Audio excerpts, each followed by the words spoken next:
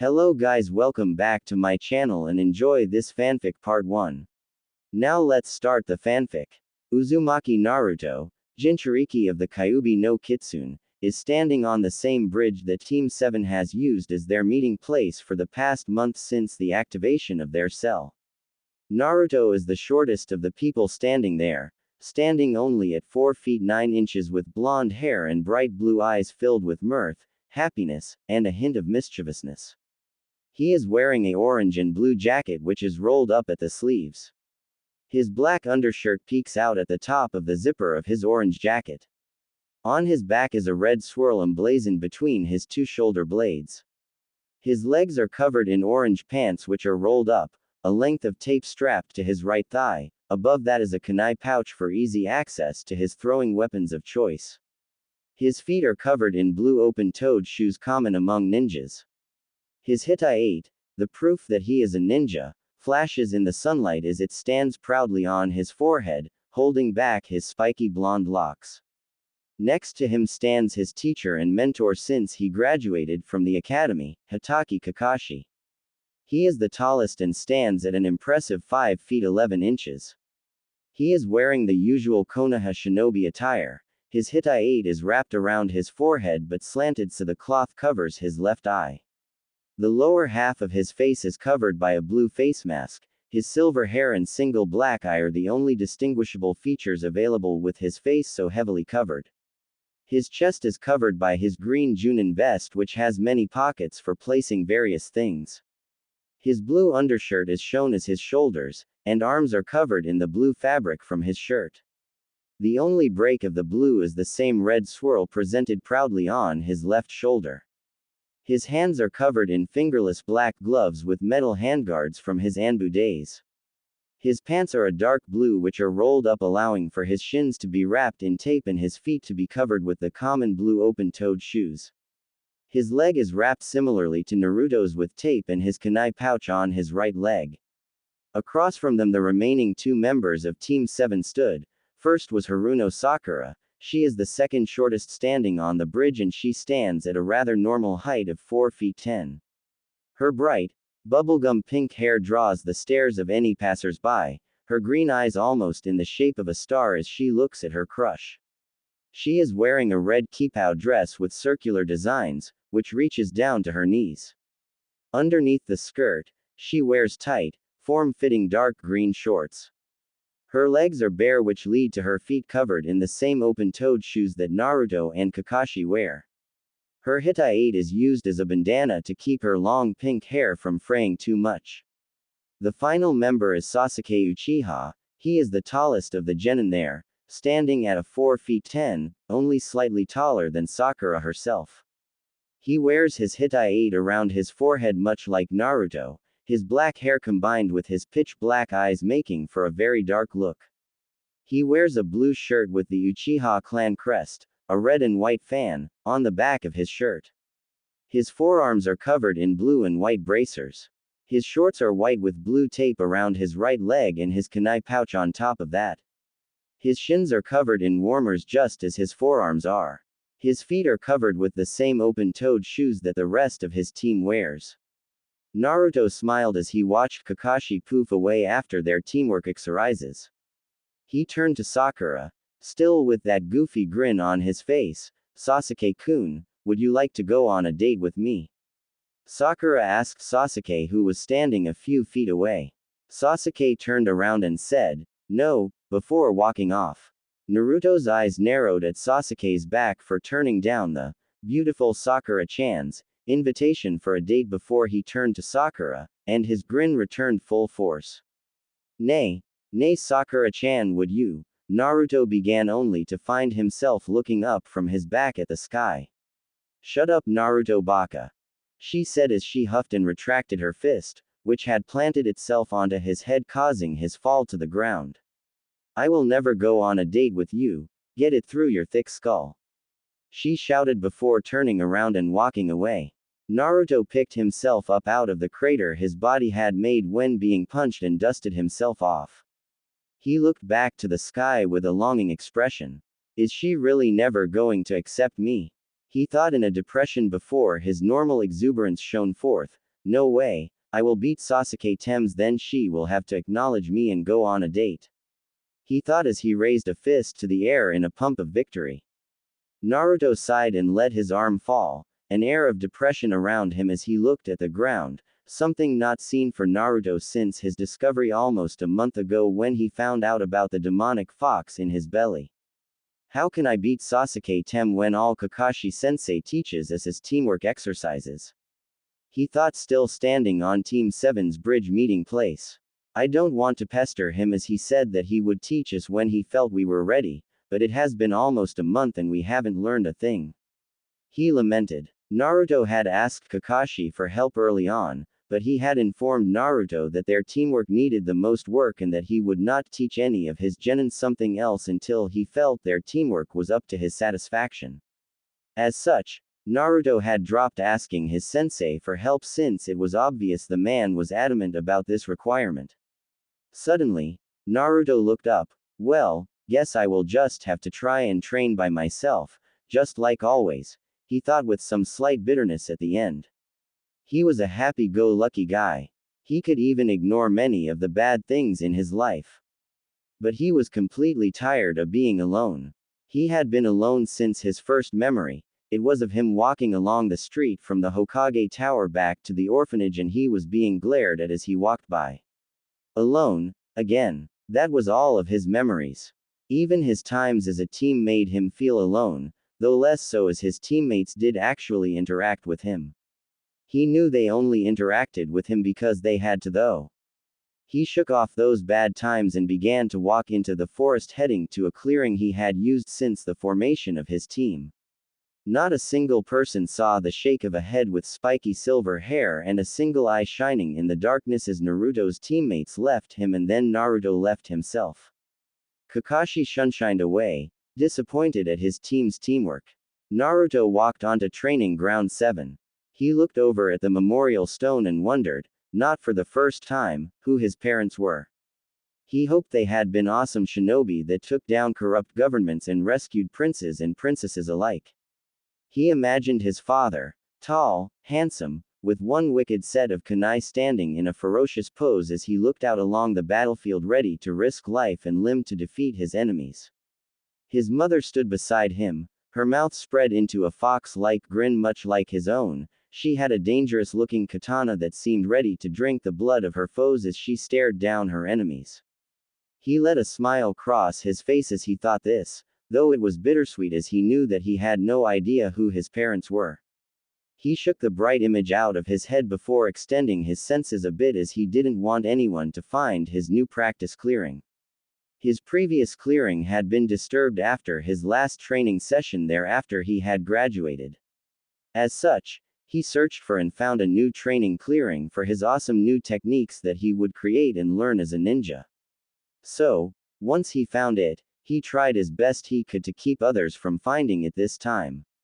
Once he knew that no one was watching him, Naruto used the stealth techniques he had learned while running from the Anbu after his pranks to sneak away into the forest and headed off to his clearing. Naruto crept along the underbrush keeping quiet and making nary a sound as he continued on his way. His orange clothing was not the best for his stealth but he loved the color orange and no one would ever talk him out of wearing it. He smiled as he finally walked into his training clearing. He looked around and nodded his head as he was satisfied he hadn't been followed. He walked into the middle of the clearing and put his fingers together in a cross-like shape. With a soft cry of, Kage Bunshin no Jutsu, 3 other Narutos popped into existence next to him. 2 went and sat down on opposite ends of the clearing as one clone faced off against Naruto. Each took the beginning stances of the academy style and began to lunge at each other. Instead of hitting his clone, when Naruto would make contact, Naruto would lightly tap his clone easily stopping almost all of the force from his attacks. He had learned early on that his clones did not last for strong hits so he had adapted his hits so he could pull his power away from them at any point he wanted. The first clone continued fighting him for close to 30 minutes before it was dispelled. When it did, his other clones did not give him a chance to rest as one of them jumped in and continued the furious fight he had begun with the other clone.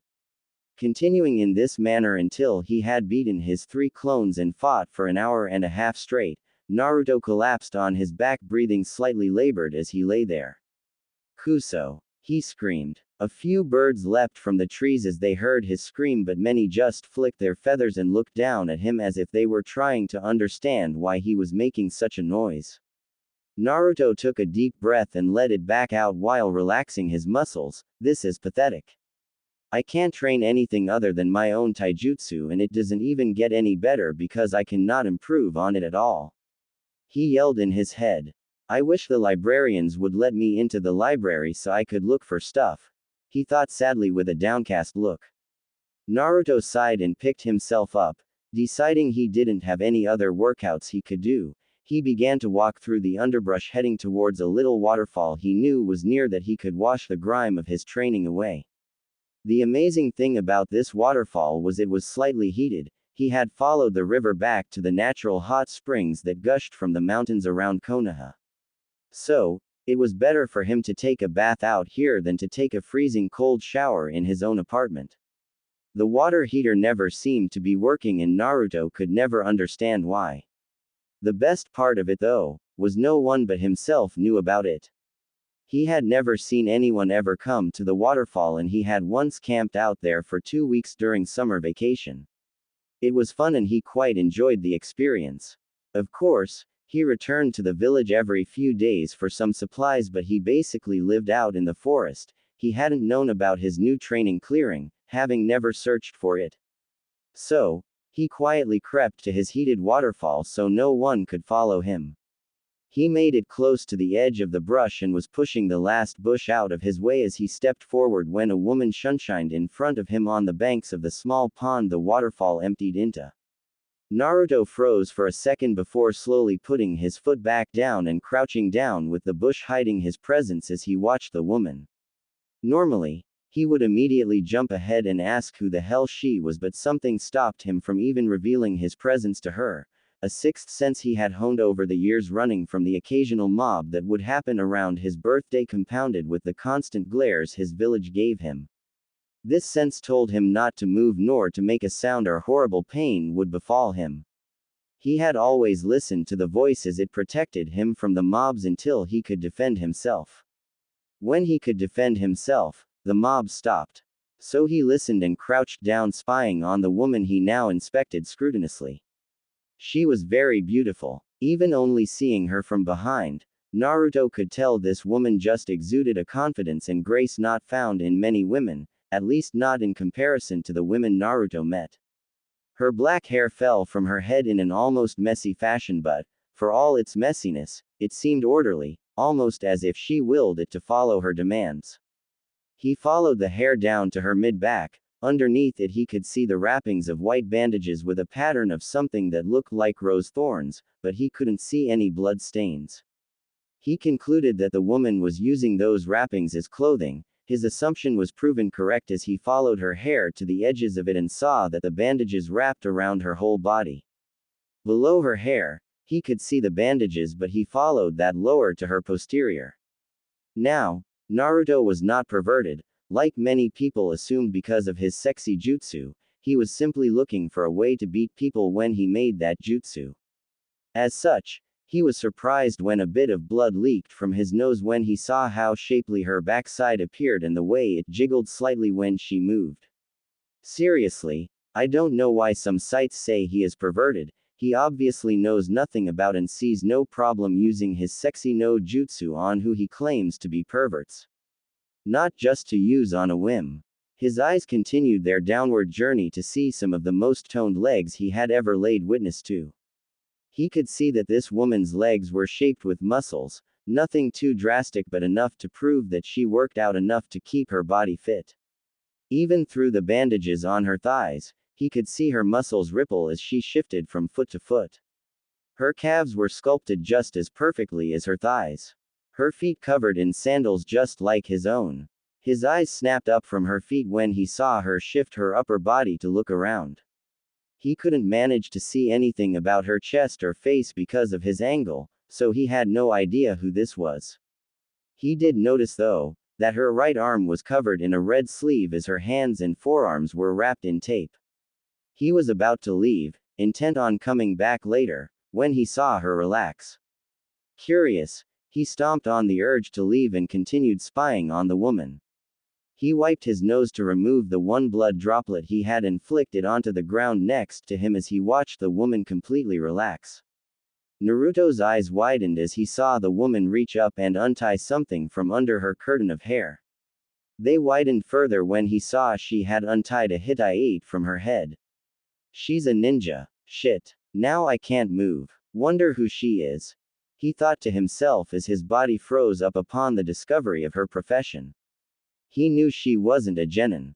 That left her being a chunin or junin, and he couldn't help but shake the feeling this woman was a junin of the highest caliber.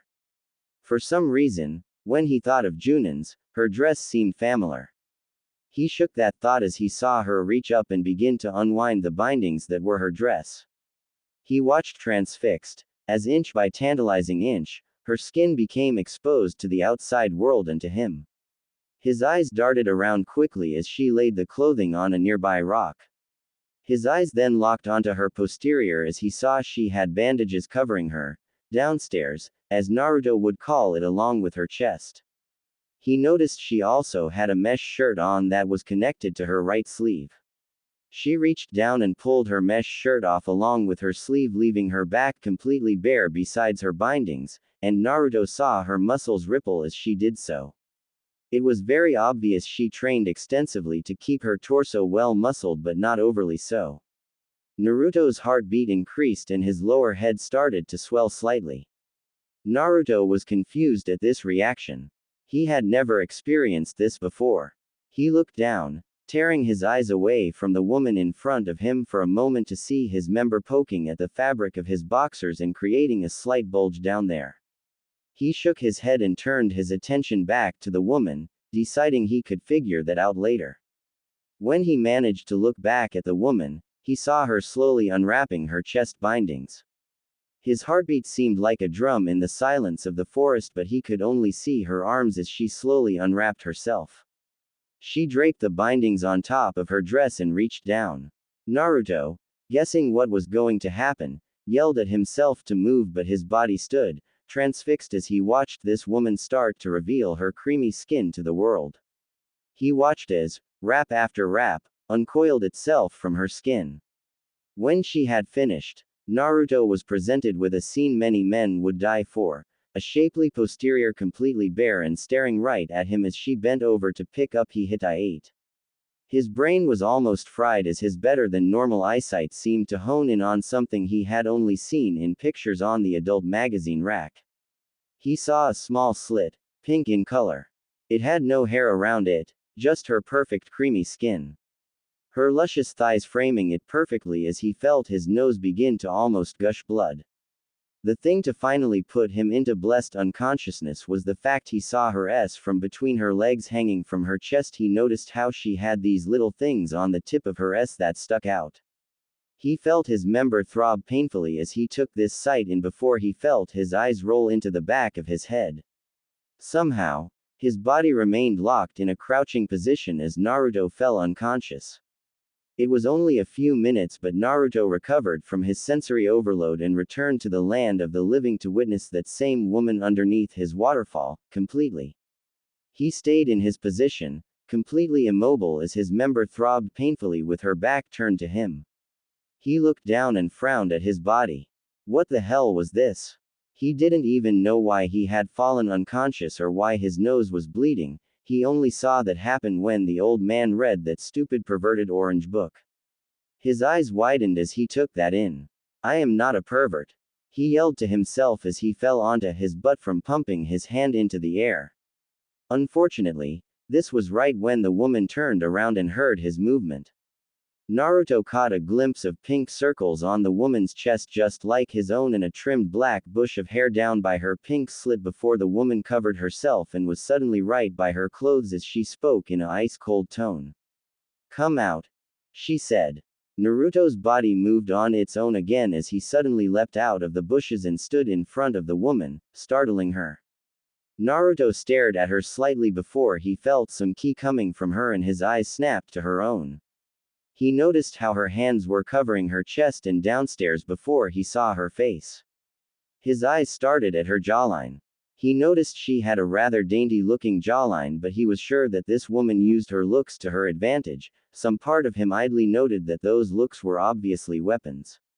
So he ignored her daintiness and looked closer, his eyes picking out the strong muscles underneath her skin. Even for her face she was trained. Her cheeks were dusted a light red with something on her skin, her lips were a full luscious red covered in red lipstick. His eyes traveled further up and finally locked with her own. His own eyes widened as he saw ruby red eyes glaring back at him. Her eyes had 2 rings of black within them, one so small it almost seemed like a pupil, but Naruto's eyes picked out the speck of red in between them. The two stayed in that position for almost a full minute, Naruto just staring into her ruby red eyes and her glaring back at him before she spoke. "What do you have to say for yourself?" she asked. Naruto's ears almost flew off of his head. That voice was heavenly, almost as if listening to an angel. The musical notes seemed to draw him in and confuse him as she glared at him. He almost stuttered a response, but his sixth sense kicked in and, in one of his once in a prank genius moments, he responded. "I have nothing to say, for the beauty which lies before my eyes is beyond comprehension and, as such, would be an insult to try and put in words," Naruto said, the words spilling from his mouth as if he had always been capable of speaking to women like that. Truthfully, in his own head, he was wondering where the hell those words came from. Her response would have stunned anyone who knew her. She blushed. Her cheeks went red and her hands almost moved away from her body as she took in his words, almost as if his words had triggered something within her. Her eyes glazed over a bit as she stared down at the whiskered blonde boy in front of her. Naruto, his moment of intuition having passed, immediately lowered himself onto the ground, his head between his hands as he bowed on his knees. "Please don't hurt me, I didn't mean to peek on you. But I just always clean here, and I was tired, but my senses told me to stay, and then my body, and, he stuttered as he feared he did something wrong by making her blush. "Gomenasai," he cried as he remained in his bow. The woman's red eyes looked down at him, and she giggled at his admission.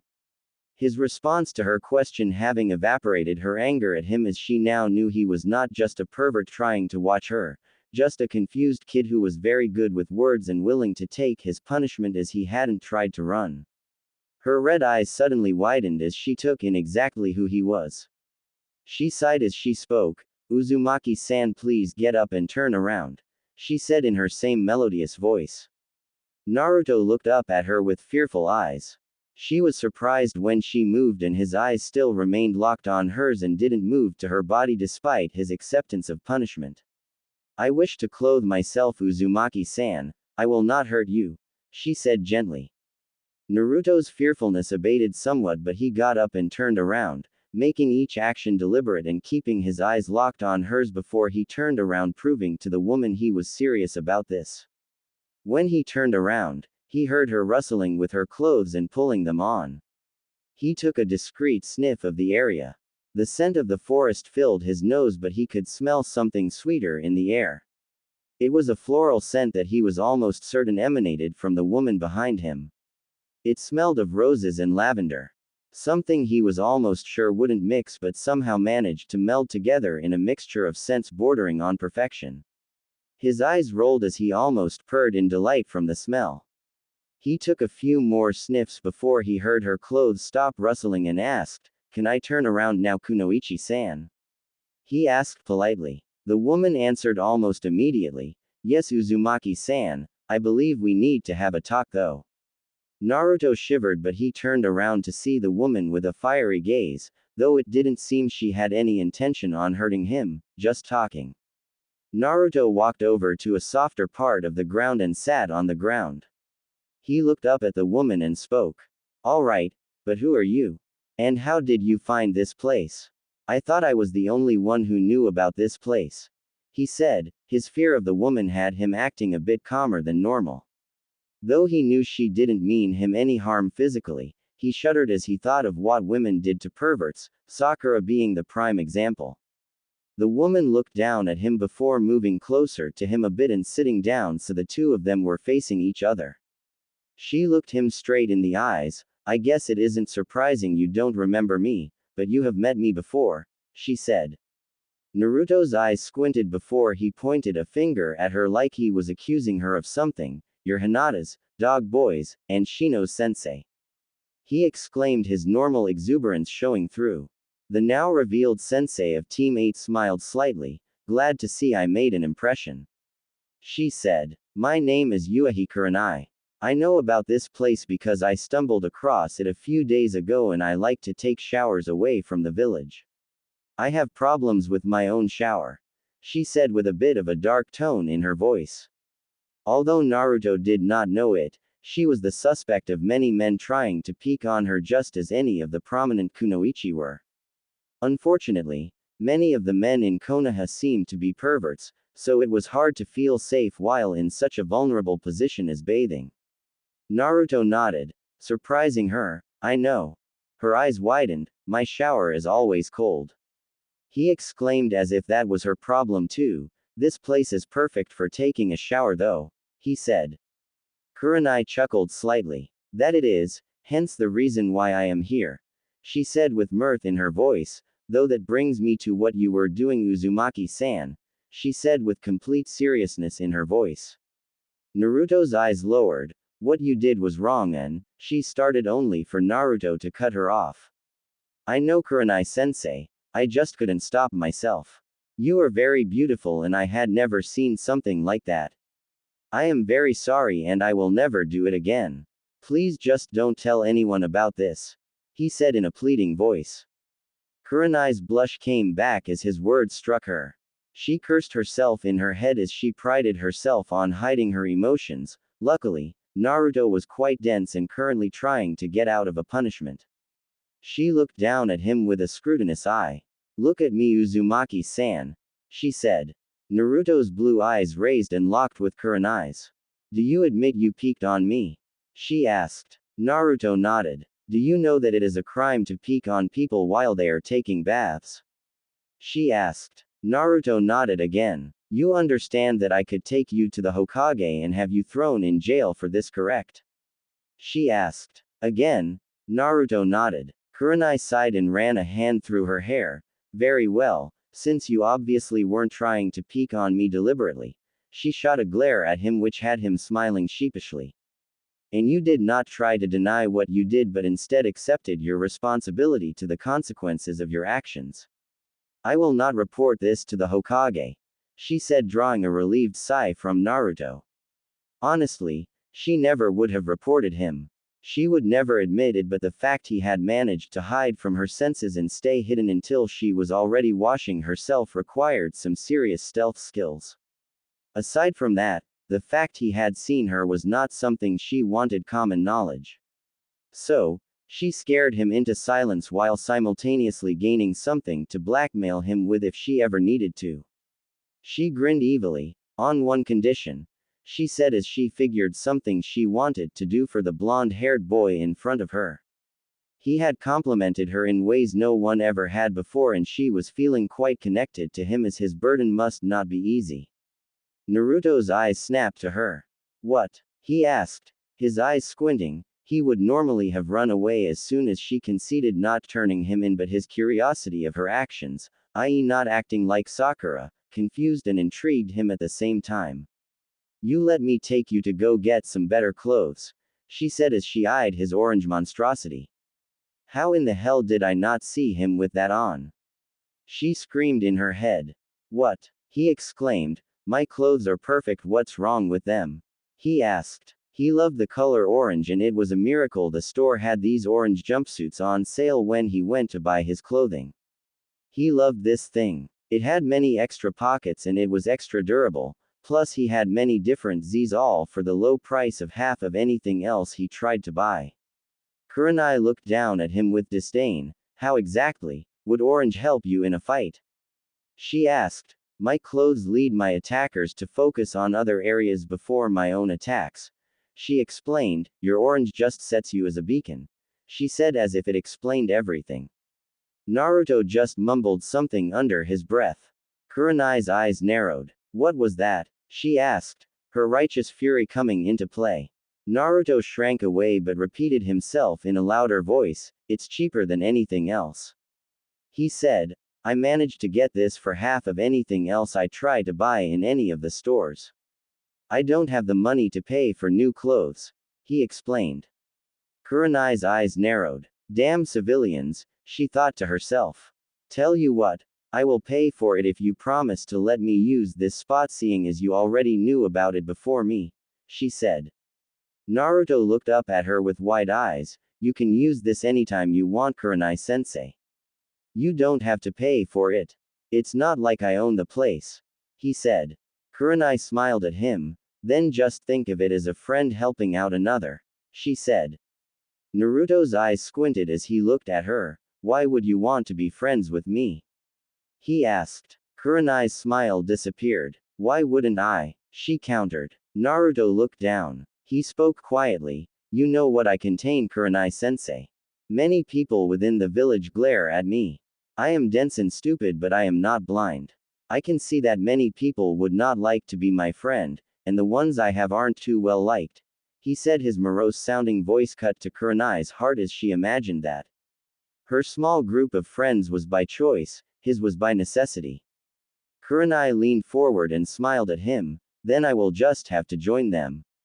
Because I want to be your friend, do you want to be mine? She asked. Naruto smiled brightly at her. Yes, he said with his happiness almost boiling over. Kurenai couldn't stop herself and giggled at him. She looked almost startled as she hadn't giggled in years. But she shook it off as Naruto's smile seemed to disappear before being replaced by something. His lips twitched and slowly spread as they curved upwards. Naruto's smile seemed to be reborn as it slowly spread across his face. Kurenai's lips twitched upwards as she saw his first true smile.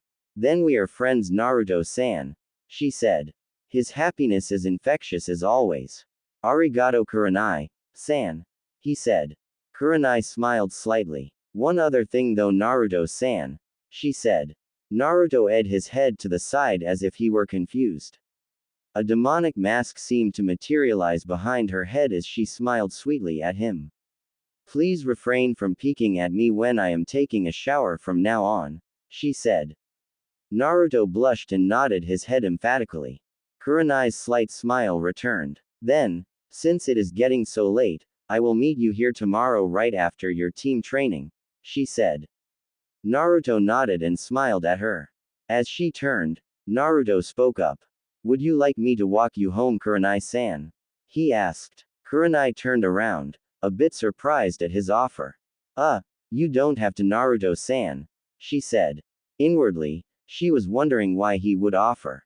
It's no problem, Kurenai-san. Besides, a gentleman should always walk a lady home. A light pink dusted Kurenai's cheeks as his constant flattery did not fail. He may not realize what he is doing, but he is being the perfect gentleman. Especially, since we just became friends, he said with a smile to her. She smiled lightly at his gesture, as any idea of an ulterior motive was swept from her mind with his blatant honesty. If you wish to, Naruto-san, I would enjoy the company, she said politely to him. He stepped forward and fell into step with her as the two began to leave the clearing and their embarrassing moment behind themselves. Edge of the training grounds. Kurenai and Naruto approached the edge of the training grounds as darkness settled across the land. Naruto smiled up at Kurenai as they began to walk into the shinobi sector of the village. They had been walking in comfortable silence from the clearing and they were nearing Kurenai's apartment. Naruto looked up at Kurenai as they walked and decided he could ask her for something. Kurenai-san, you're a Junin, right? He asked. Kurenai looked down at him and smiled slightly. Yes, Naruto-san, she said. Do you think? He stopped feeling bad for asking his friend for something so soon. What is it, Naruto-san? She asked gently as they continued walking. Naruto took a deep breath. Do you think you could teach me a few things? He asked. Kurenai's stride faltered as she heard his question, but she recovered fast. You have Kakashi who can teach you anything I could, she said. Naruto looked down slightly. I guess that wasn't a good question, Gomen ne Kurenai-san, he said as he smiled at her and they approached her own apartment. Kurenai was about to say something when she saw they were at her apartment building. Here we are, she said. Naruto looked at the apartment and smiled. Well, see you tomorrow Kurenai-san, he said.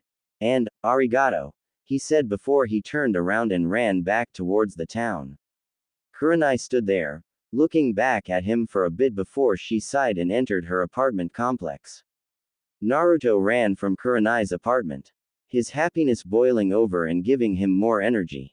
He wondered how he had managed to make friends with her, but he just brushed it off as he ran down the street excited that he had another person he could call his friend.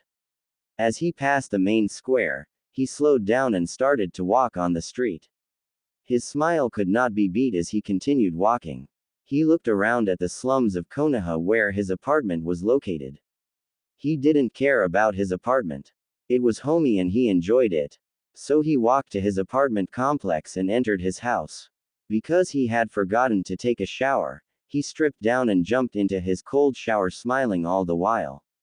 After he finished, he dried himself off with an old tattered towel and headed to his bed.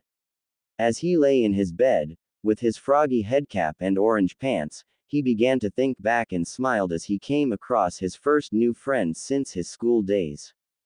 During the school year, Iruka-sensei had helped him near the end of the year, but that was it. He had his team, but they weren't friends so much as acquaintances.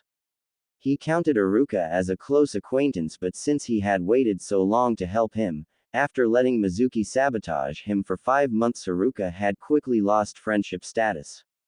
Finally, he thought about his Jiji, the Hokage. He frowned as he thought of him. He had trusted him explicitly and had followed his instructions to the letter. But all it had brought him was pain to this point. He had told him he never did anything against the villagers and that all they needed was time before they would stop trying to hurt him. He said he didn't know why the villagers were attacking him. But he knew all along. He knew why the matrons at the orphanage would not take good care of him. He knew why the mobs would amass on his birthday to find him. He knew why he was hated and he never told him. Naruto rolled over to his side and let a choked sob be ripped from his throat as he acknowledged that his Jiji lied to him. He never let his Jiji know he didn't trust him anymore, but he didn't. If he lied about something so big, what else might he be hiding from him? Might he know who his parents were? Might he have known he would have never graduated if he hadn't stolen the forbidden scroll because he had abnormal amounts of chakra? Unfortunately, because of his Jiji's actions, he no longer trusted the most stable part of his life up to this point. But, as he let the one tear fall from his eye, Naruto's frown turned into a bright smile as he thought of Kurenai. She was someone he felt he could trust even with their limited time together. She hadn't ratted him out like others would have. She actually asked for his friendship. He smiled brightly as he allowed himself to drift off into sleep. Naruto groaned as he woke to the blaring of his alarm clock. He turned over and blocked his eyes from the harsh glaring of the sun's rays as they peeked through the tattered curtains on his windows. His other hand searched for his alarm clock by feeling alone as he attempted to stop the infernal racket it was bringing. He groaned again as his hand finally found it. He brought it down in an arc, smashing his hand onto the off button and stopping the blaring of the alarm. He relaxed as he let out a sigh and rolled out of bed, allowing his body to rest on his feet as he landed on his cool floor. He scratched his head as he put his froggy headcap on his bed and walked into his bathroom. He walked in front of the mirror and blearily looked at his reflection. He shook his head and slapped his cheeks to wake himself up, with a cry of, "Yosh!" He splashed some cold water onto his face. He grabbed the same tattered towel as last night and dried his face as he grabbed his toothbrush and began to brush his teeth. Once he had finished with this, he walked back out of his bathroom and into his room. He stripped his pants off and looked into his dresser. He smiled brightly as he saw his orange jumpsuits. "Oh yeah, Kurenai-san," he exclaimed as his face brightened up and shone with happiness. Then he frowned. he would have to say goodbye to his usual clothes if he went with Kurenai. He sighed. Well, I guess a change couldn't hurt, he said reluctantly. He slowly slipped his jumpsuit on, as if savoring the last time he would be putting it on. If Kurenai had her way, he was sure that she would be getting rid of his jumpsuit. She had made it clear she didn't like it, just like the majority of people who found out he was a ninja. He couldn't understand why everyone was so against his jumpsuit. Orange was awesome. He only had 2 pairs, but he loved them dearly as they kept him quite comfortable and hid his less than desirable body. He sighed as he remembered this. He hoped Kurenai wasn't going to leave him because he could see his bones. That was part of the reason for the jumpsuit. He couldn't get real food, so he was malnourished. Not that he understood that, he just knew that he had to skip a meal here or there because he couldn't afford it. Sometimes he would go a few days without it before he got his weekly pay from the Hokage Tower. Now the odd thing about this was, he had weapon money set aside that he had not touched since he started to put some aside each time he would get his weekly amount. He knew he would need to buy some more weapons for when he made genin, so he still had that money set aside because he refused to dip into it even when he was hungry. He had not spent it yet, as Kakashi had scared him into thinking he wouldn't make genin, and, upon seeing the horrors of D-rank missions, he didn't want to spend the money he had set aside. Which reminded him that it was today that he got paid his weekly allowance. He thought it odd. Now that he was a ninja he shouldn't get an allowance, but once he saw how little the D-rank missions paid, he was glad he still had it. Naruto smiled as he pulled on his pants and leaned under his bed. He pulled a loose floorboard up and reached into it. He withdrew his trusty Gamma-chan, which was bursting with bills from what he had saved, and frowned at the small amount he had. Damn, only 160,000 ryu, he said as he looked at it. I get like 10,000 ryu every week. I was hoping to save some more, he said. Note. That's about $1,600 he saved. He gets 100 a week. He sighed and simply put Gamma-chan into his inner jacket pocket and replaced his floorboard. With this done, he walked into his kitchen and began to make himself breakfast. After throwing away his rotten milk, he realized he didn't really have anything to eat other than some dry cereal. Well, I guess I will just have to suffer through training until we get our paychecks and I get my allowance, he said with a dry chuckle as he put his cereal back into his pantry and finished getting ready. He grabbed his kunai pouch and strapped it to his leg as he walked to his doorway. He slipped his shoes on and walked out of his apartment. Naruto walked down the stairs of his apartment with a small smile on his face as he contemplated yesterday's events. I can't believe I got a friend like her. He thought to himself, she is smart, pretty, and must be pretty strong to be a sensei. I am so glad she is my friend. Plus, she doesn't glare at me for the damn fox, he stated in his head as his smile grew marginally. He reached the bottom of his stairs and set off to the bridge to wait the customary 3 hours for his eternally late sensei. As he walked, he greeted a few of the people in the red light district. He had been living here for years now and knew most of what went on down here. He knew that there were places where men, married or not, could have a good time at. There were places for people to get drunk. Personally, he wanted to try that as it seemed rather fun for some people. Though he didn't like the morning after stuff he witnessed, he was still curious about it. There were a few places down here that he didn't go to since people had warned him off of it. He generally avoided those places as it spooked him whenever he saw someplace like that. Not scared, just spooked, he assured himself. He saw that he was reaching the town square and began to get more glares as he walked further and further into the bustling center of the city. His smile seemed to be a bit forced to any who might know the blonde, but none of these people spared him a second glare as they went about their business. He tried to ignore them all, but it was hard as it happened every day. Ever since he had found out about the Kyuubi, he caught more of the glares now. For some reason, he was no longer oblivious to their blind hate. He knew why they glared now, not that it made bearing the burden any easier. He still had yet to confront his Jiji about why he had never told him about the Kyuubi himself. He supposed it didn't matter since he doubted his Jiji would answer him truthfully. It was getting harder and harder to call the old man his Jiji ever since that night. He sighed again. All this brooding wasn't like him. He put a bigger smile on his face and started to wave at the people he passed by on his way to the bridge. All he got in return were glares, but he continued anyways, just taking it all in stride as he walked. His eyes never wavered from the mirth and mischief that were reflected in them. He never saw the Anbu on the roof shunshin away after seeing his small bout of brooding. Naruto finally made it to the bridge and noticed his two teammates already sitting there waiting for him and their sensei. He walked up to them and greeted them. "Good morning, Sakura-chan, Tem," he shouted. Sakura turned to him and screeched, "Shut up, Naruto baka. Stop being so loud." Naruto's eyes narrowed at her. Despite his crush, he could only take so much abuse. Not even Sasuke saw Naruto's eyes narrowing as Sasuke responded, "HN." Naruto sat on the bridge and began the waiting game for his sensei. But he thought of something not even a moment later. He reached into his pocket and pulled out a leaf that had somehow managed to get put in his jumpsuit. He looked at it quizzically until an idea popped into his head.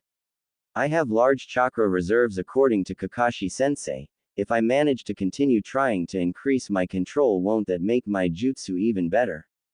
He questioned himself. Upon deciding that he was right, he put the leaf on his forehead and began trying to make it stick to him. Sakura and Sasuke simply sat there. Sakura staring at Sasuke with stars in her eyes as Sasuke tried to ignore his team. Eventually, Sakura stopped staring at Sasuke long enough to notice what Naruto was doing. "What are you doing?" she asked as if he were stupid. Naruto's concentration was broken and his leaf fell from his forehead as he looked at Sakura. "Chakra control," he said simply. Then he grabbed the leaf and began to try to place it back on his forehead.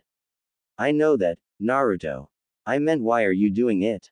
she asked. Naruto looked at her, surprised. "To increase my control, Sakura-chan," he said, still oblivious as to what she was trying to say. He put the leaf back on his head and began to let it stick to him. He smiled as he released it from his hands and it stayed floating on his head. Sakura scoffed and turned away from him, watching Sasuke again with stars in her eyes as she ignored Naruto. Naruto sat there concentrating on his chakra and succeeding in keeping the leaf on him. For close to an hour, Naruto managed to suppress his normal impatience and kept his technique going. But once that time was up, he could not contain himself anymore. He began to think of ways to increase his training as he realized that, if he let his mind wander, his chakra control exercise became harder. He thought up many different things, but the easiest would be seeing if he could push the leaf back and forth across his body using only his chakra. Deciding he could try that first, he attempted to channel chakra directly below the leaf and slowly tried to turn off the chakra that was holding the leaf to him, so the leaf would float down and attach to the new place he had chakra channeling. Unfortunately, once he let go of the leaf, it flew off and landed across the bridge. He sighed as he stood up and walked over to the leaf. He grabbed it and walked back to his original position before sitting back down and staring at the leaf, trying to figure out how to do this. He turned the leaf over and looked at the back of the leaf as if that would solve some great clue. Finally, a proverbial light bulb appeared over his head. When he first started this technique a few years ago, he would always push the leaf away with extra chakra because he had so much. If he could provide the push with excess chakra, timing it just right so the leaf would be pushed in the direction he wanted, then he could attach it to other places on his body. So, he slowly put the leaf back onto his head. He channeled chakra to a spot just below the area and tried to increase the chakra running to the leaf but not to the other area. The leaf blew off of his forehead and floated to the ground. He ground his teeth in failure. He looked down at the leaf, his usual determination shining in his eyes as he picked up the leaf and continued trying to perfecting his self-made control technique. Each time he failed, he grew increasingly frustrated with the technique. As the failures compounded upon each other, he finally reached a point where his frustration clashed with his control so bad that when he put the leaf on his head, it simply was blown away by the amount of chakra he used. He huffed and crossed his arms as he decided to take a break. Sakura and Sasuke, meanwhile, were simply standing on the bridge wondering what the hell Naruto was trying to do with that leaf. Sakura thought it was funny to see him unable to complete such a weak exercise. She knew he had large reserves, but she could complete this exercise almost instantly when it was introduced. She simply ignored his attempts and stared at Sasuke. Sasuke kept his eyes closed for the majority of the time that they waited for their sensei. But he opened his eyes once to see his teammates. He held back a snort of derision as he saw Sakura staring at him. He shivered as he saw her eyes were almost in the shapes of stars. But he turned to the only person he considered decent on his team. Oh, he was not dumb. Naruto was actually quite smart. He knew that Naruto was almost invincible if he was brought to a blow of the minds. Naruto's in-combat strategies caught even him by surprise, and that was hard as he was taught to expect attacks. As hard as it may be to admit, Naruto's unpredictability was probably the best ninja weapon ever invented, as a single wrong move by the enemy and Naruto's mind would have them eating dirt. No, Naruto may be naive, but he was far from dumb. As such, when he saw Naruto playing around with the leaf, his eyes narrowed as he tried to figure out what he was doing. After staring at Naruto for a good 20 minutes, he could only see that Naruto was constantly using too much chakra for this control technique. He scoffed and turned away, closing his eyes again. Naruto may be incredible under pressure, but when he was out of combat he was way too naive to be of any use. With this decided, Sasuke ignored what Naruto was doing, as his unpredictability led to his greatest weakness and strength. As smart as Naruto could be in battle, was as dumb as he would be out of battle. Sasuke ignored Naruto's curse and thought to himself, it's only Naruto. None of the genin noticed Kakashi staring at them from across a few buildings.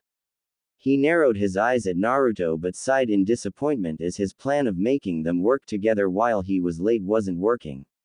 He rubbed the back of his head. What would you do, Minato-sensei? He asked his sensei as he looked at the man's head on the mountain. Receiving no answer, he sighed before shining onto the bridge and greeting his team. Yo, he said as he appeared next to a frustrated-looking Naruto. You're late. A screech came from Sakura. Kakashi cast a quick glance at Naruto, worried that something might be annoying him beyond the training since he hadn't bothered to yell at him as usual, but when he saw him staring intently at a leaf he shrugged it off. When Naruto was focused on something it was almost impossible to dissuade him from it. Well, you see, there was this old lady that needed, Kakashi began. Save it. Are we going on a mission today or not? Sasuke said as he glared at his eternally tardy sensei. Kakashi smiled from under his face mask. Well, since my cute little genin saw fit to annoy me, I think we can skip a mission today and simply do teamwork exercises to make up for it. Meet me at the training grounds in 5 minutes, he said before poofing away. Sasuke and Sakura looked torn between being happy that they didn't have to do a D-rank mission, and sad that it was teamwork exercises again. Naruto simply looked up as Kakashi poofed away and almost started to panic. What happened? Where'd Kakashi-sensei go? He asked. Sakura sighed as she said, Naruto baka, weren't you listening? Her voice finally reaching a screech, he said to meet him at the training grounds. Naruto looked at her and smiled. Thanks, Sakura-chan, he said before turning around and heading to the training grounds as Sasuke had already taken the lead. Sakura simply sighed before following her teammates. Naruto lowered his head as he walked in between his two teammates. He saw how they interacted with the public. Sakura was greeted by a few people and she responded kindly as they walked to their training. She seemed to know a few of the important civilian shops and businesses that they came across on their short little trek. Sasuke was almost being bowed to as the trio walked by. He was his usual stuck-up self, but Naruto could now pick out the subtle nuances that showed Sasuke liked the attention he was given by the civilians. Being the poster child for pain must have been great. Naruto's hands balled into fists as he saw the glares that his presence brought. He was starting to grow tired of the blatant hatred that people seemed to associate with him. He couldn't even walk down the street without being glared at by one person. He sighed and placed a huge smile on his face as the trio continued their journey. He waved and smiled at people who did nothing more than glare back at him. His eyes held mirth and happiness to many, but to one who cared to look close enough, they held a loneliness so profound it would bring others to their knees even as he walked along in the presence of his own two teammates. Naruto and his team walked into their training grounds to see their sensei sitting on the same log he had tied Naruto to in their bell test. They each walked closer and Naruto smiled at his sensei as he shouted, "Good morning Kakashi sensei." Kakashi chuckled as he returned the smile with his own and said, "Ohio Naruto." Naruto's eyes squinted as his smile widened. "So, are we going to learn some jutsu finally?" he asked excitedly. Kakashi's smile didn't waver as he responded, "Nope," he replied cheerfully. Naruto's smile disappeared and he frowned but was soon back to smiling as he continued bouncing on his toes in anticipation. Though he didn't like only doing teamwork exercises, they were supposed to help him get better, so he tried to focus on them. Kakashi looked at his other two students and had to hold back a frown as they just glared at him or brooded about how teammates did nothing but weaken you. He sighed as he clapped his hands together and began to explain their teamwork exercise. "All right, all three of you get in a triangle," he said. The three genin shrugged and set themselves so that, if you were to look at them from a bird's eye view, it would seem they were each one tip of a triangle. Kakashi nodded and pulled something out of his pocket. He flicked his hand forward, throwing something at Naruto as he yelled, "Catch!" Naruto's hand shot out and grasped the small white object flying through the air. "What gives, Kakashi-sensei?" Naruto shouted as he looked at the object in his hand. He noticed it was an egg. He was surprised he hadn't crushed it when he caught it. The now revealed egg was the whole point of this exercise, but Naruto simply edged his head to the side, confused. Why did you give me an egg, Kakashi-sensei?" Naruto asked, so Sakura and Sasuke both now knew what had been thrown. Kakashi smiled under his face mask. "I have decided to try a new teamwork exercise," he stated as if it were obvious. Naruto, Sasuke, and Sakura all sweat dropped as they looked at their teacher. Kakashi-sensei, how does an egg help our teamwork?" Sakura asked. Kakashi's eye closed as he said, "I am glad you asked. What you are going to do is take that egg," he pointed to the egg in Naruto's hands, "and toss it to one of your teammates." He indicated Sasuke or Sakura with a wave of his hand. "The trick is, you must not break the egg when throwing it to your teammate. This requires you to know, not only your own limitations but your teammates as well. We will continue this exercise until you can throw the egg around for an hour continuously before I deem you worthy of the next stage of this training," he explained. Kakashi-sensei, what are the other levels?" Sakura asked hesitantly. Kakashi smiled eerily. "Why then we get to move on to more dangerous things, like Senbon or Kunai, after we use easily popped air balls and a few other things I have concocted," he said with a cheery smile on his face. "Well, get to work," he said before sitting back down and opening his porn again. Naruto, Sasuke, and Sakura all looked at each other for a few seconds before Naruto shrugged and turned his body so he was facing both of his teammates. He took a stance and lobbed the egg in Sasuke's direction. Sasuke watched the egg until it came within reach and his hands flew out to grab the egg. Once he did, however, it immediately splattered onto his hands in a mess of raw egg. Sasuke looked at his hand in disbelief before turning a scathing glare onto Naruto, who was grinning like a madman at his teammate's misfortune. "Naruto Baka, look what you did," Sakura screeched. Naruto immediately stopped grinning and turned to Sakura. "But Sakura-chan, I didn't burst the egg in his hand, Sasuke-tem did that on his own," he shouted at her. "You threw it too hard," Sakura accused. Naruto pouted as he turned away from Sasuke. He should have caught it softer then, he retorted. Kakashi sighed and produced another egg. This is the purpose of the exercise, so continue. He said as he threw the egg to Sasuke, who immediately hurled the egg in Naruto's direction. Naruto, being himself, suddenly reached out and managed to cradle the egg as it came close to him. He was about to bring the egg into his body when his hand suddenly crushed the egg as he caught it, leaving his hands much like Sasuke's. He stared at it in disbelief before turning and accusing Sasuke of exactly what Sakura had accused him of. Kakashi sighed as he saw a pattern. He pulled out a dozen eggs and threw one to Sakura and flared his killing intent, aka Ki, getting Sasuke's attention in Naruto's battle-ready stance as he looked at him.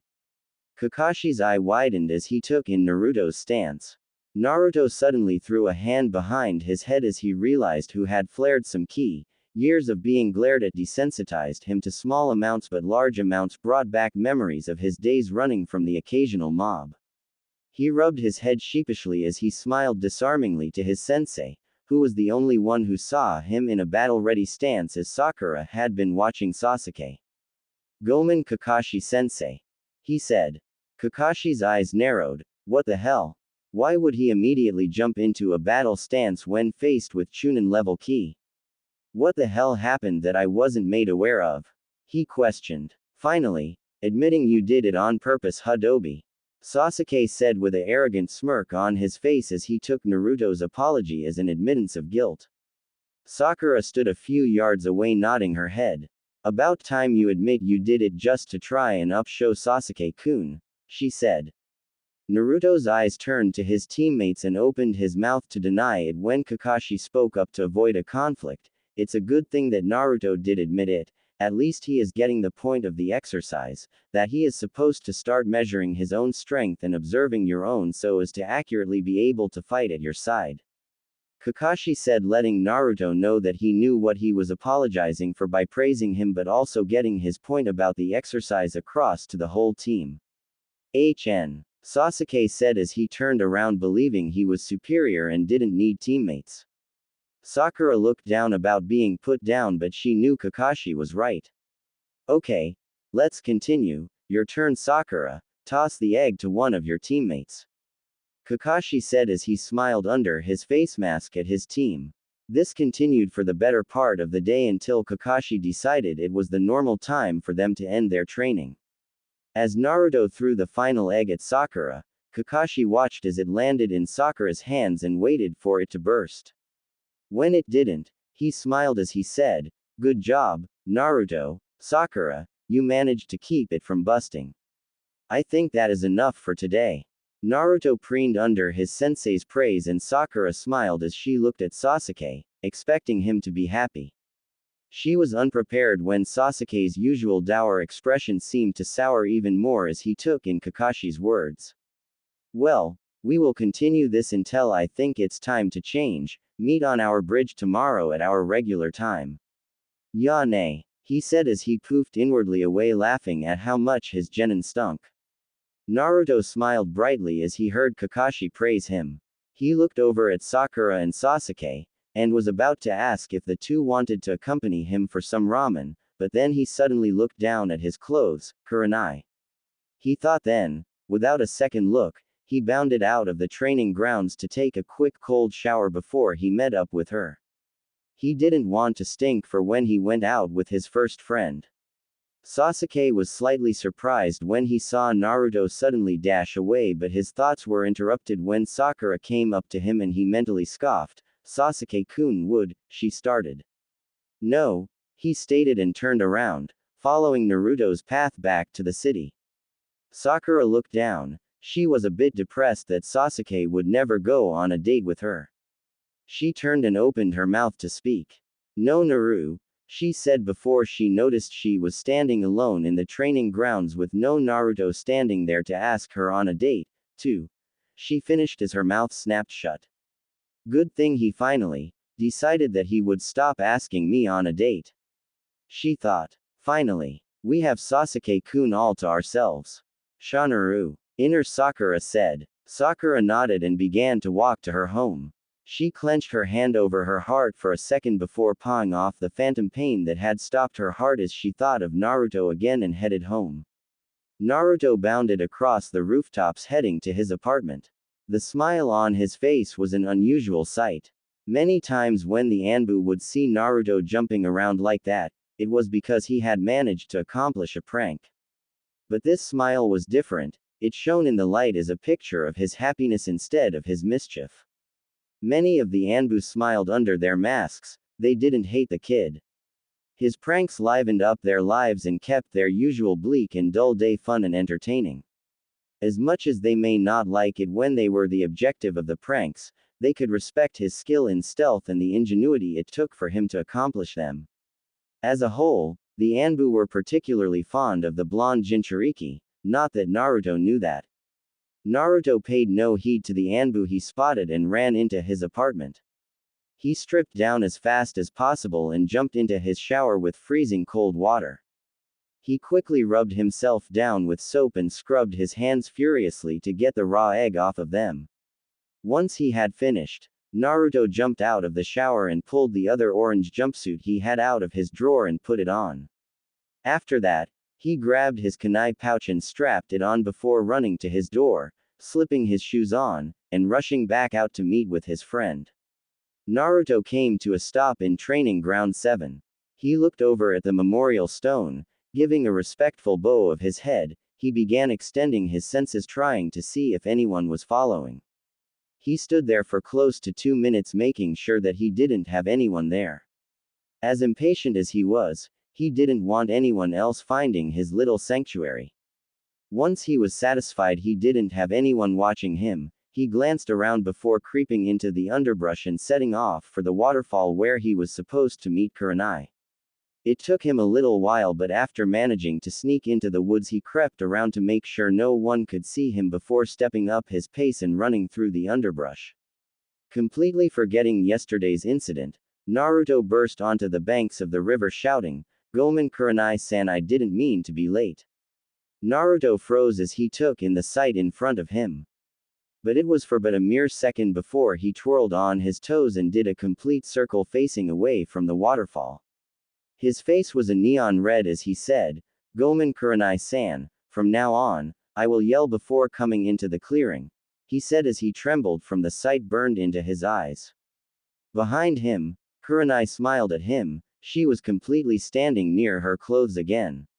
She had just finished a shower before he showed up. She had frozen when he suddenly burst into the clearing, but when he didn't stare at her and instead turned back around, she was proud of him. She knew many men would just stare and then apologize, especially with her as their object of affections. Instead, he immediately turned around and didn't even try to take a second look. She chuckled as she took in his trembling form. She grabbed her dressings and dressed before walking up behind him and laying a hand on his shoulder.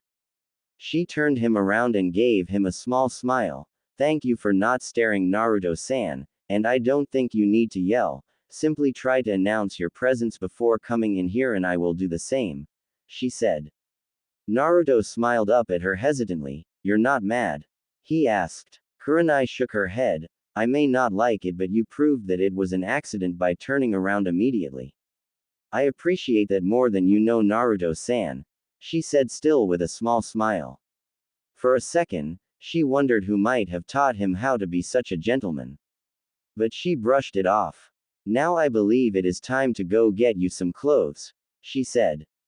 Naruto looked down but turned back to her with Gamma-chan in his hands. Kurenai-san, I know this isn't much, but this should help cover some of the costs," he said as he offered her the overflowing wallet. Kurenai's eyes widened in shock at his wallet. What the hell? With the amount sitting in there, he should have no trouble buying new clothes. Why did he say that the only thing he could afford was that hideous jumpsuit? She thought to herself. Then her eyes narrowed. "Naruto-san, how much did you pay for those jumpsuits?" she asked. Naruto smiled brightly. "About this much for one of them," he responded. "It was such a lucky deal, even one shirt cost like 3 times this much. But with this, I got a full set of clothes for less than one article," he said with a huge smile. Kurenai frowned. I can't believe that they would try to price gouge him so badly. Well, that stops now, I am introducing him to Takeshi's shop, she thought. She hadn't want to take him to the highest shop in town, but she was sure Takeshi wouldn't see him badly.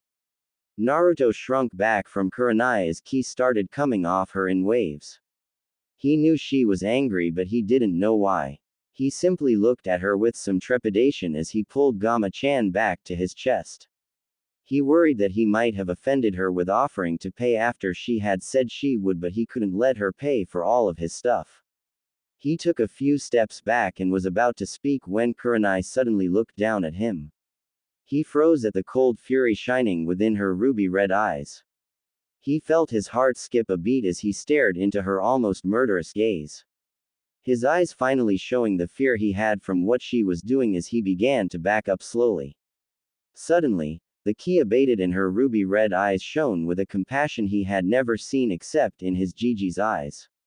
She reached out tentatively, making her actions deliberate as she held her hand out to him and said, "Gomen Naruto-san, I didn't mean to be so angry, but you shouldn't have been paying so much for your clothes." Naruto's eyes widened. "I see you know why, so I want to introduce you to a shop that won't try to overcharge you. With the money you have there," she pointed to his Gama-chan, "you should be able to buy almost 8 different sets of clothes," she said. Naruto looked down, sad that he had been spending his money so horribly.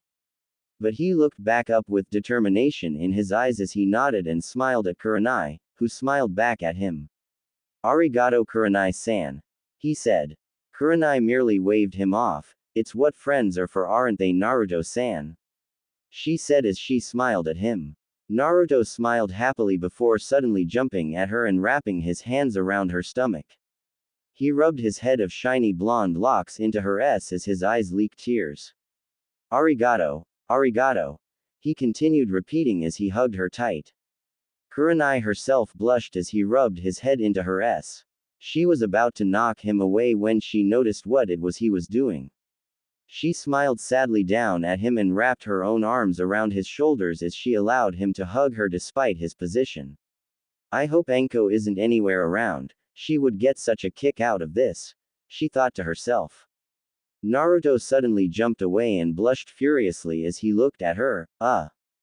Gomen Kurenai-san, I lost control of myself again," he said.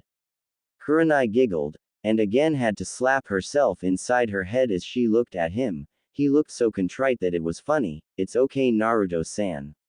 Let's go get you some clothes, nay?" she said. Naruto nodded happily. He turned to leave. Naruto-san, what say we travel by Shunshin?" Kurenai offered as she held her hand out to him. Naruto looked at her hand and smiled as he stepped back and took her hand. She smiled as the two disappeared into a swirl of leaves. Naruto and Kurenai appeared in front of a nice-looking shop. Naruto looked around and noticed that he could see the main hub of the city a few blocks up. The shops around here would usually be way too expensive for him to buy anything, so he hadn't been down here in years. He sighed as he noticed that everyone started to glare at him as soon as he appeared, even next to Kurenai.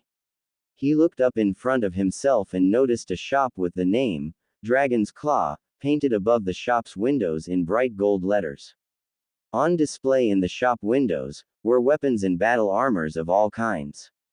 Naruto looked up at Kurenai and she smiled down at him as she stepped forward and proceeded into the shop. Naruto hesitated but a moment before following her into it himself. Once he entered, he was almost overwhelmed at the huge amount of stock sitting on the shelves. The store was filled to overflowing with different types of swords, staffs, short swords, and even clubs. His eyes didn't really land on anything in particular, everything seemed perfect to him. So, once he observed the whole store, he turned his attention back to Kurenai, but he noticed her eyes were lingering on a particular weapon on display. He followed her eyesight to an impressive-looking short sword. The blade sat on display with the sheath lying underneath it. The blade itself was double-edged and dark gray, perfect for concealing it during even a full moon. He wondered how it could have such a color as most weapons were a shiny silver. The Tsuba was a normal square, but it had intricate designs that one could see if you looked hard enough. The handle was wrapped in a red cloth with a wooden base. A red tassel fell from the end of the handle, giving it a regal-looking appearance. The sheath itself was almost as magnificent as the blade to behold. The tip of the sheath had a black guard on it. The sheath itself was blood red to match the hilt of the blade. The only blemish on the whole red sheath was a single kanji resting in the middle of the sheath in black. Naruto's eyes honed in on the kanji and he spoke softly, "Silencer." That was the name of the blade. He followed the sheath up to where the sword was to be put and noticed that the edge of the sheath was black just as the guard was. The thing Naruto noticed though, was the hilt and sheath were the same color red as Kurenai's eyes. All in all, an assassin's weapon. He and Kurenai were brought out of their observation of the weapon as a tall man with bulging muscles walked out of the room in the back of the store and his voice boomed out from where he stood, "Ah. Kurenai-chan, what brings you here today?" he asked as he smiled at Kurenai. Kurenai smiled back at him, "Takeshi-san. How are you?" she asked. "I'm fine, but you aren't due for more resources just yet. What I sold you last time should have held you over for quite a while, especially with your genin team," he responded. Naruto watched as the two conversed and he wondered exactly how Kurenai knew this person. He wanted to jump up and introduce himself, but he didn't want to offend Kurenai by embarrassing her in front of an apparent friend. So, he let his eye wander around the store as the two continued to talk, completely oblivious about him. Kurenai looked down at Naruto, drawing Takeshi's eyes to him as well as she answered him, "I brought my new friend here to come shop for something a bit more ninja-like than this kill me orange," she said. Takeshi stepped forward and looked down at the minuscule Naruto. His eyes widened as he took in the blonde hair and whisker marks. He stared at Naruto as Naruto continued looking around the business, oblivious to the two stares being directed at him. But, as Naruto's eyes panned around, they eventually came to lock onto Takeshi's. The blonde took a slight step back from the huge man. However, right after that, Naruto began to stare at the huge man, matching the intensity of Takeshi's stare. Kurenai watched with a small breath as the stare-down continued. Naruto and Takeshi suddenly both broke out into grins. "Naruto-san, the prankmaster from hell who managed to actually prank my store." Takeshi boomed out. Naruto's chest puffed out. "I knew that the sign looked familiar," he shouted. Kurenai stared in shock as Takeshi reached out and held his hand out to Naruto. Naruto's minuscule hand was completely engulfed in the bare of a man's hand, but the two shook hands, which only further increased Kurenai's shock as Takeshi had never shaken another person's hand other than one person. "Good job, my young friend. I must say I was impressed with your ability. Now what can I do for you today?" he asked as they released hands. Naruto rubbed his head sheepishly as Kurenai snapped out of her shock and smiled slightly at Takeshi. "Naruto-san seems to be having trouble paying for something other than that orange monstrosity as people tax him," she said, grounding out people. Takeshi looked down at Naruto with surprise before his face broke into a grin. "Well, you are more than welcome to shop for whatever you need here, and I will even throw in a discount for a first-time shopper if you come back, Naruto-san." Kurenai's jaw almost unhinged as she heard that. Takeshi's shop was one of the best in the village and for him to give a discount was unheard of. She looked down at Naruto with wide eyes. What the hell did he do to get this treatment? She wondered only to remember Takeshi was known as one of the fairest people around and he probably knew of Naruto but couldn't help him until now. She shook her head as she asked Naruto, "What size are you?" Naruto looked up at her with wide eyes. "I don't know, I never really looked," he said. "I would just hold it up and take it, even if it was a bit big it didn't matter." Kurenai sighed and looked down at him, taking in how big he looked with the orange monstrosity. She decided she couldn't figure out his size with the jacket on. "Take off your jacket," she said. Both Takeshi and Kurenai noticed how nervous he became when she said that. "Why?" he asked, stuttering as his body froze almost as if he was going to bolt out of the store. Takeshi, upon see his reaction, moved to the front door and turned his sign to close before turning around. Take it off, Naruto-san, he said as he looked at him from in front of the door. Naruto looked down and his body shivered slightly. Kurenai was about to speak when he reached up and began to unzip his jacket. Both Kurenai and Takeshi had to raise an eyebrow as they saw he had a mesh shirt underneath his jacket. His chest was slightly muscled, you could see there was a small amount of muscle underneath the tanned skin, but there wasn't much fat, as would be expected by a child. That was where the normalcy ended. As Naruto's ribcage became visible, a ki washed over the store as Takeshi's hands trembled, but Kurenai's eyes seemed almost aflame as she looked at his ribs, standing out as his skin clung to his frame. Naruto flinched slightly at the ki but continued, showing how his stomach was sunken in, looking almost like there was nothing there. Takeshi could swear he almost saw his spine. Naruto finally pulled his jacket off and put it on the ground. Both of the adults were a bit mollified when his arms showed some decent muscles. Naruto curled into himself as he took in both of their murderous expressions. His shoulders started to shake as their ki didn't let up. He didn't know that their reaction would have been this bad, he was just hoping they didn't try to hurt him. He was hungry and slightly tired from standing almost all day trying to throw eggs to his teammates. Even though he was naturally hyperactive, he did have his own limits regarding how much he could do on an empty stomach. Takeshi's eyes were wide with anger as he didn't understand how Naruto could be so malnourished. He thought of his tendon like that and his ki almost seemed to double as he saw her despondent face instead of Naruto's. He was furious at this village. Kurenai was shocked at first, but soon her eyes were aflame with justice. She was going to help him eat properly. No one deserved to be starving, especially not a ninja. Besides, if he couldn't eat healthy, then he was almost finished as a ninja already.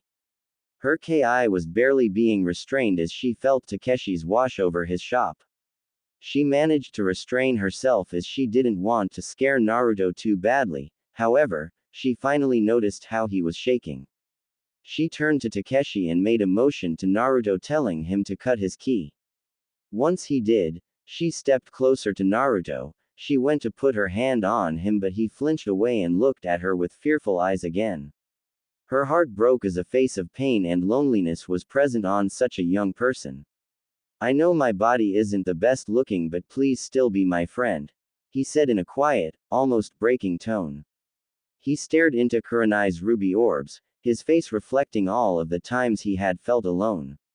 He felt Takeshi's gaze on him, but he only had eyes for the raven-haired goddess in front of him, his first friend, even if it was for only a day.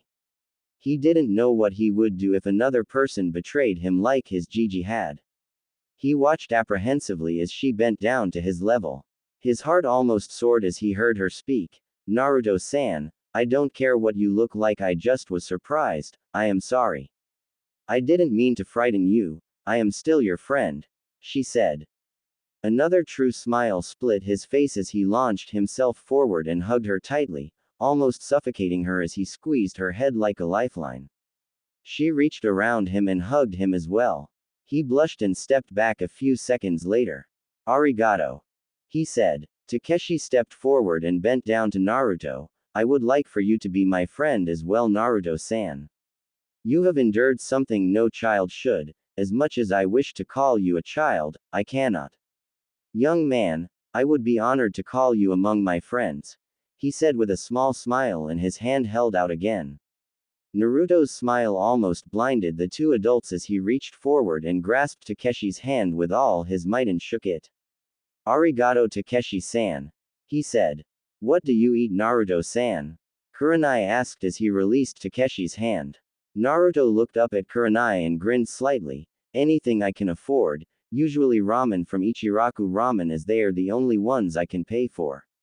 Sometimes they even give me free food, he said smiling, but when I run out of money, I can't eat, so I sometimes just go a few days without eating until I receive my allowance from the Hokage Tower. He was ecstatic with his new friends, so he ignored how worried they looked. How much do you get each week, Naruto?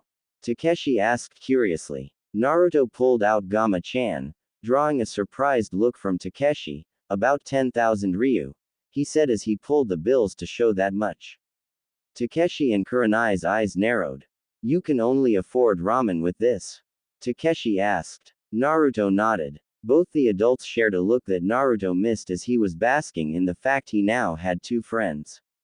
Well, it looks like your tenant helps you out in multiple ways, Kurenai said, drawing surprised looks from Naruto and Takeshi. Without it, you would probably have a bulging belly but no muscles because of malnutrition, she explained. She was well versed in human physiology to be able to take people out for interrogation.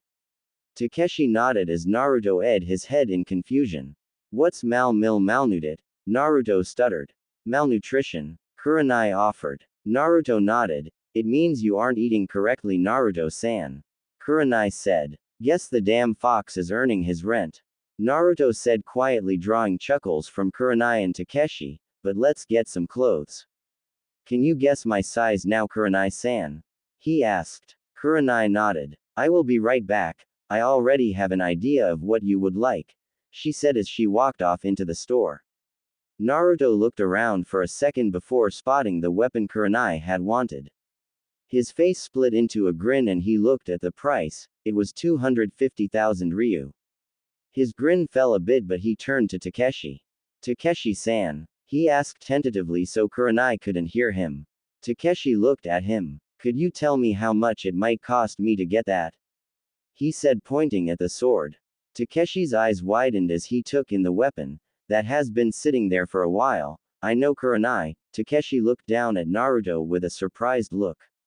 You want to get it for her? He asked. Naruto blushed a bit but nodded.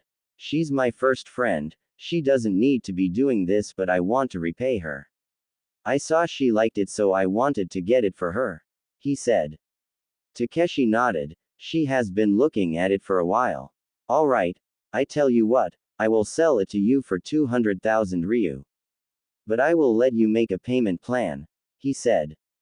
Naruto ed his head to the side in a curious fashion. I know you won't have all the money just yet as you still need weapons, I am sure.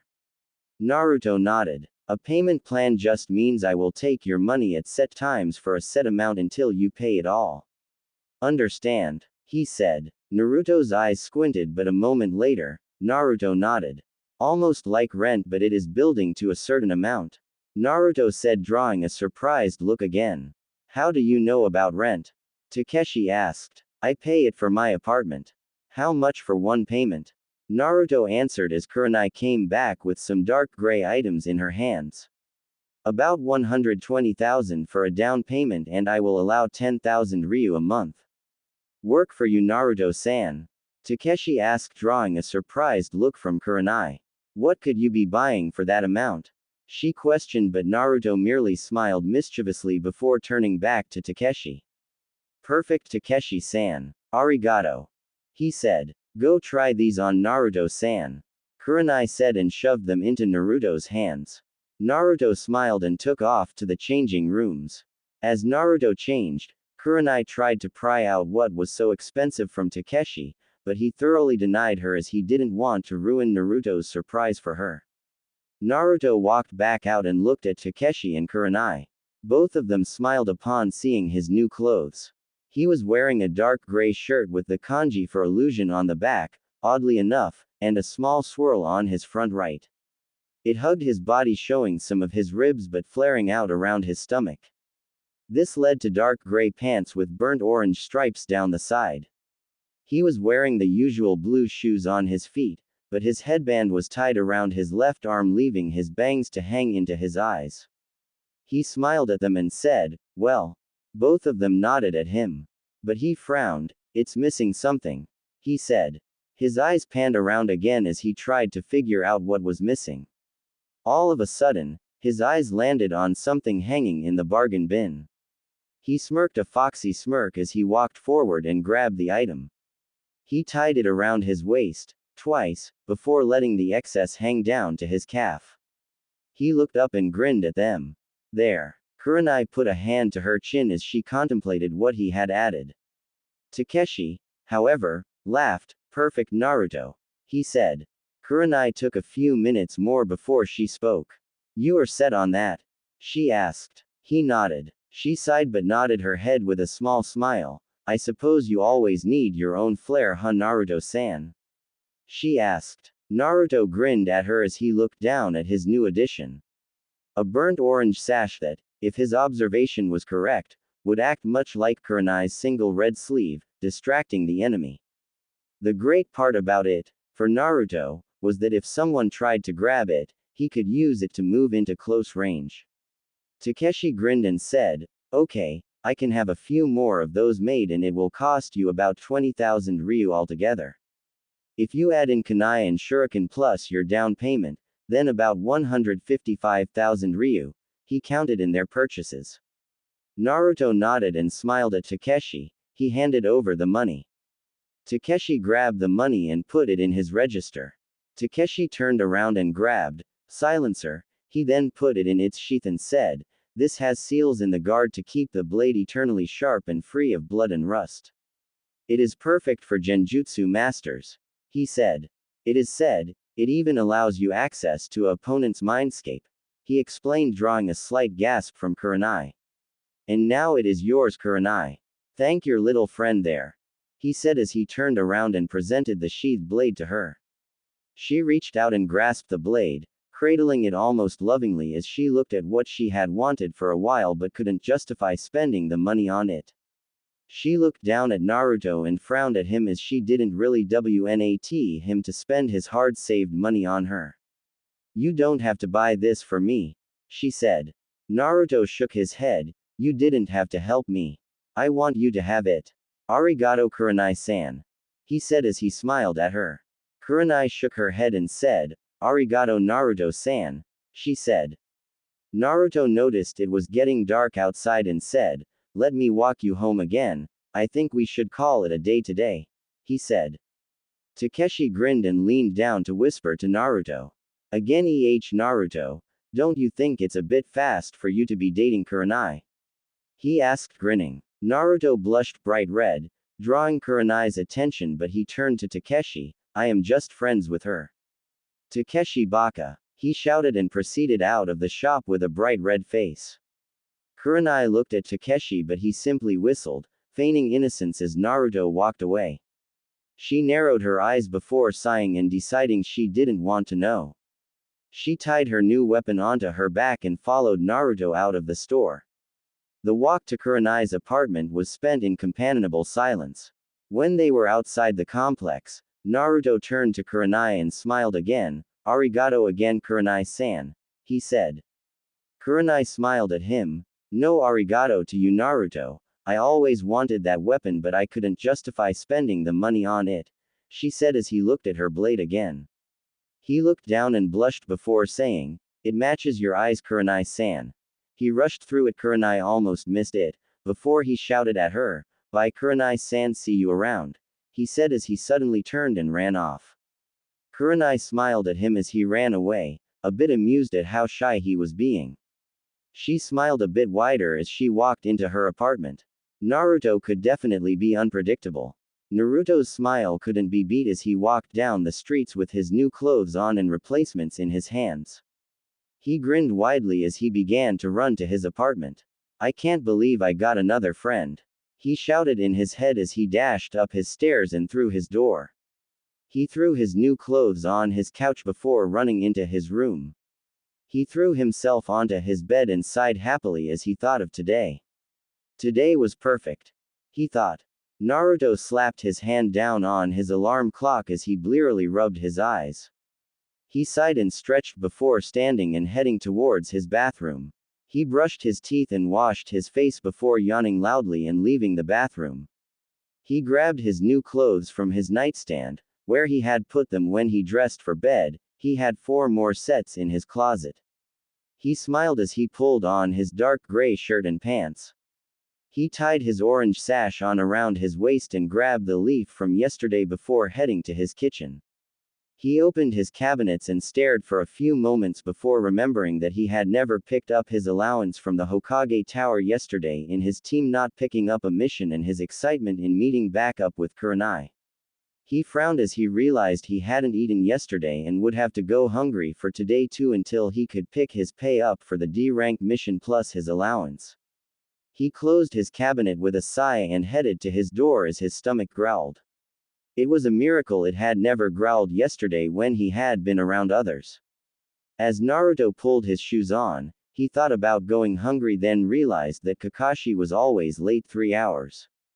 He would have plenty of time to pick his money up and grab some Ichiraku ramen before his sensei would appear at the bridge. With this in mind, Naruto smiled before leaving his apartment and heading to the Hokage Tower. Naruto walked through the red light district, smiling at the few women around who smiled coyly at him and waved happily. He didn't know the meaning behind those smiles, but he smiled back and waved as well, just happy someone would acknowledge him. They had been doing this since he was 10 and he doubted they would ever stop. For some reason he didn't want them to. It felt good for them to smile like that at him. It caused a feeling deep in his chest to move as they continued to show their affection by acknowledging him. He didn't know what this feeling was. It seemed similar to what he felt when he thought of Sakura, but with Sakura, that was more of a physical feeling. Like his body wanted him to go after Sakura, but his mind and heart set him towards these women almost Kurenai's age. He blushed as he remembered what Takeshi had said yesterday about dating Kurenai. She was definitely beautiful and stirred feelings inside him that even Sakura didn't. These women who smiled coyly at him stirred it somewhat, but he didn't know them too well, and Kurenai had made an active point to get to know a little about him even over the course of only 2 days.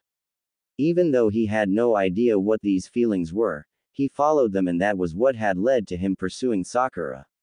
Of course, the fact he would be stealing her away from Sasuke, who had everything he wanted but threw it away, would just make it all the better when he would have the lovely Sakura-chan all to himself. He smiled as he thought of beating Sasuke at his own game, but then frowned as he thought of Sakura. He wondered why Kurenai would hold more appeal than Sakura. His body had reacted oddly to her body at the waterfall, and he still didn't know why that was. He couldn't like Kurenai more than Sakura, could he? He stopped walking just before reaching the market district and shook his head. No way. Kurenai was beautiful, smart and strong, but she wasn't as cute as Sakura. Nodding his head in agreement, he continued walking again, entering the market district and becoming the focus of glares as he left his home district. Naruto noticed that he was actually being glared at less. When he looked around, he noticed that most of the people did not recognize him without his trademark bright orange. He pouted in his head as he realized that his favorite color had drawn their stares. However, he was happy with his new clothes, and the added bonus of less glares was definitely worth losing the majority of his favorite color. He did still have his sash to represent the awesomeness that is orange. He smiled brightly as he continued heading to the Hokage Tower. Naruto walked up to the Hokage Tower and smiled up at the huge symbol of the Land of Fire. His eyes twinkled as he looked at the kanji for fire, standing at the top of the tower where his Jiji worked. His smile diminished as he thought of the old man who had been a constant within his life and helped him on more than one occasion. He thought of all those times when he had woken in the hospital after his yearly beating. No, it wasn't much in terms of physical beatings, but it was still depressing, emotionally, to be beaten on your birthday of all days of the year. He had taken the old man at his word and believed that he didn't know why they hurt him or why they glared at him. He had believed the old man explicitly and trusted him just as much. Upon hearing of his burden, subsequently learning that his Jiji had lied to him, he couldn't stop the thoughts that now whirled in his head about what else he might know about him that he was lying about. His parents, did they leave him upon learning he had the demon sealed inside him? Did they die trying to kill him when he was younger? Despite the Anbu doing their job, he knew that people had tried to kill him before. The ki they exuded was more than enough for him to sense them when he got older. Or, did they love him but die during the Kyuubi's attack? Did they die trying to protect him from the village when he was younger? So many questions that he feared to ask of the old man. His normal personality was actually pretty close to his usual attitude. Naruto was a very hyperactive and exuberant child, however he also had a dark side that no one saw. It didn't manifest in brief spouts of insanity. It didn't try to control him or speak in his head like he had heard of for others. No, this dark side simply took revenge on the populace by pranking for him or thinking these dark thoughts and keeping it from his happy persona so that the old man or the precious few people he had trusted wouldn't be worried about him. Now, he wasn't pranking anymore and his previous trusted people had not seen him in weeks, so his other side stopped keeping the ideas to himself and shared them with the happy child. Naruto was slowly losing the innocence that his dark side had kept intact. As a result of this, Naruto's eyes turned steely as he looked at the Hokage Tower. He wanted to get stronger to protect himself. Not the village, he just wanted to protect himself and anyone he liked, and he would become strong to do so. But he knew that he needed to study more and read more to learn because his teacher wouldn't help him, Kurenai and Takeshi couldn't, and he didn't want to trust the old man again just yet. His prankster side immediately began planning on how to gain the materials he would need to train. As this happened, Naruto was standing in a single spot for more than 5 minutes, a bad thing for him, as it would allow others to notice him even without his orange jumpsuit. A single civilian sneered at him as he looked at Naruto. He walked straight up to him and scowled at the diminutive ninja in front of him. Naruto came back to his senses upon seeing the man standing in front of him. He took a step back and the man smiled eerily. "Why are you standing around here, you brat?" The man said, growling out "brat" with unusual force. "Hoping because you are a ninja you can gain your power back?" He said. "Well, they will keep you weak. I am glad you are near Uchiha-sama, he will subjugate you," he said. Naruto smiled at the man and said, "Sasuke Tem will bow before my awesomeness, you just watch, old man," he shouted. Naruto completely missed what the man had been saying. The man looked at him like he was nuts before turning around and muttering under his breath, "Damn demon, just ignoring me, I'll show him later," as he walked away. Naruto edged his head to the side as he couldn't understand why the man would just ignore him and leave. He shrugged his shoulders and headed inside the tower. He walked inside the lobby and headed to the receptionist. He completely missed the sneer the assistant gave him before walking up the stairs. He smiled brightly as he approached the receptionist and said, "I am here to pick up my allowance." He never knew the woman's name because she refused to give it to him, even with all the years he had been coming here. The woman looked up at him and Naruto missed the flash of hatred from her eyes as he smiled brightly, closing his eyes in a squint as he did so. She did not even make any reference to his new clothes. She smiled down at him, but it was a sad smile. "I'm sorry, Uzumaki-san. Because you have not picked up your check on the day that is set, I cannot give it to you." His eyes widened as he looked at her. He missed the spark of mischief sitting deep in her black eyes. "Just as I have told you the past 3 years, if you do not pick up your check on the appointed day, then it is given to the civilians," she said sorrowfully. Naruto's head hung as he looked at her. "What do you mean, Tt Ibeo? You never told me that." He shouted at her, his normal dadbeo making a reappearance from his high-strung tension of not having money to eat this week. He had missed his check before, but he had never been denied it, he thinks. The woman glared down at him. "Keep your voice down, Uzumaki-san. I have indeed told you this before. I will not have you disturbing our work. Please leave," she said. Naruto's eyes squinted at her as he stared at her before he sighed dejectedly and hung his head. "Hi," he said before turning and leaving the tower as he knew that if he made too much noise the Anbu would remove him. Naruto sighed as he exited the tower and looked up at the ledge that led to his Jiji's office. He could climb up there and ask for lunch from the old man, but he didn't want to talk with him just yet, his fear of what might be said keeping him from doing as he wished. His parents had always been a sore subject with him and he didn't think he could take it if the old man lied again. His stomach growled again and he looked down at his sunken stomach with a glare. "Be quiet," he said before putting his hands into his pockets and heading off to his team's bridge, still 2.5 hours before his sensei should get there. As he approached the bridge, he saw his 2 teammates sitting in their usual positions. That is, Sakura was sitting next to Sasuke trying to talk him into a date as he ignored her with turning his head away from her and closing his eyes as he feigned sleeping to anyone who could see his face. Naruto was about to announce his presence when he remembered his chakra control exercise. Again, he did not say anything as he sat on the opposite side of the bridge and began working on the same chakra control exercise as before. For close to an hour, he sat there trying to complete the same exercise. He saw a decent improvement the first few times he attempted to move the leaf as it would stick for half a second before the leaf burst from his head as he finished releasing it from its initial position. Again, he continued getting frustrated with the exercise until he felt his control start to slip. He sighed and put the leaf away, deciding to try it again later. He looked up and noticed that his teammates still had not acknowledged him. He looked down. It hurt to know his teammates wouldn't even notice him sitting here for a whole hour. Granted, he was usually louder, he shouldn't have to draw their attention for them to at least greet him, should he? He scratched his head in confusion. The old man always talked about how teams would be like little families, that was why he was so happy about his team initially. Sakura was his love and he would have been happy having her on any team with him so he could show her how awesome he was. Sasuke was a mixture of feelings. He enjoyed having someone who felt as alone as he did. However, Sasuke was such a stuck-up prick that he ignored Naruto's attempts to have a rival within him. Even if he didn't realize he was ignoring him until they became teammates, it hurt to know Sasuke brushed him off so easily.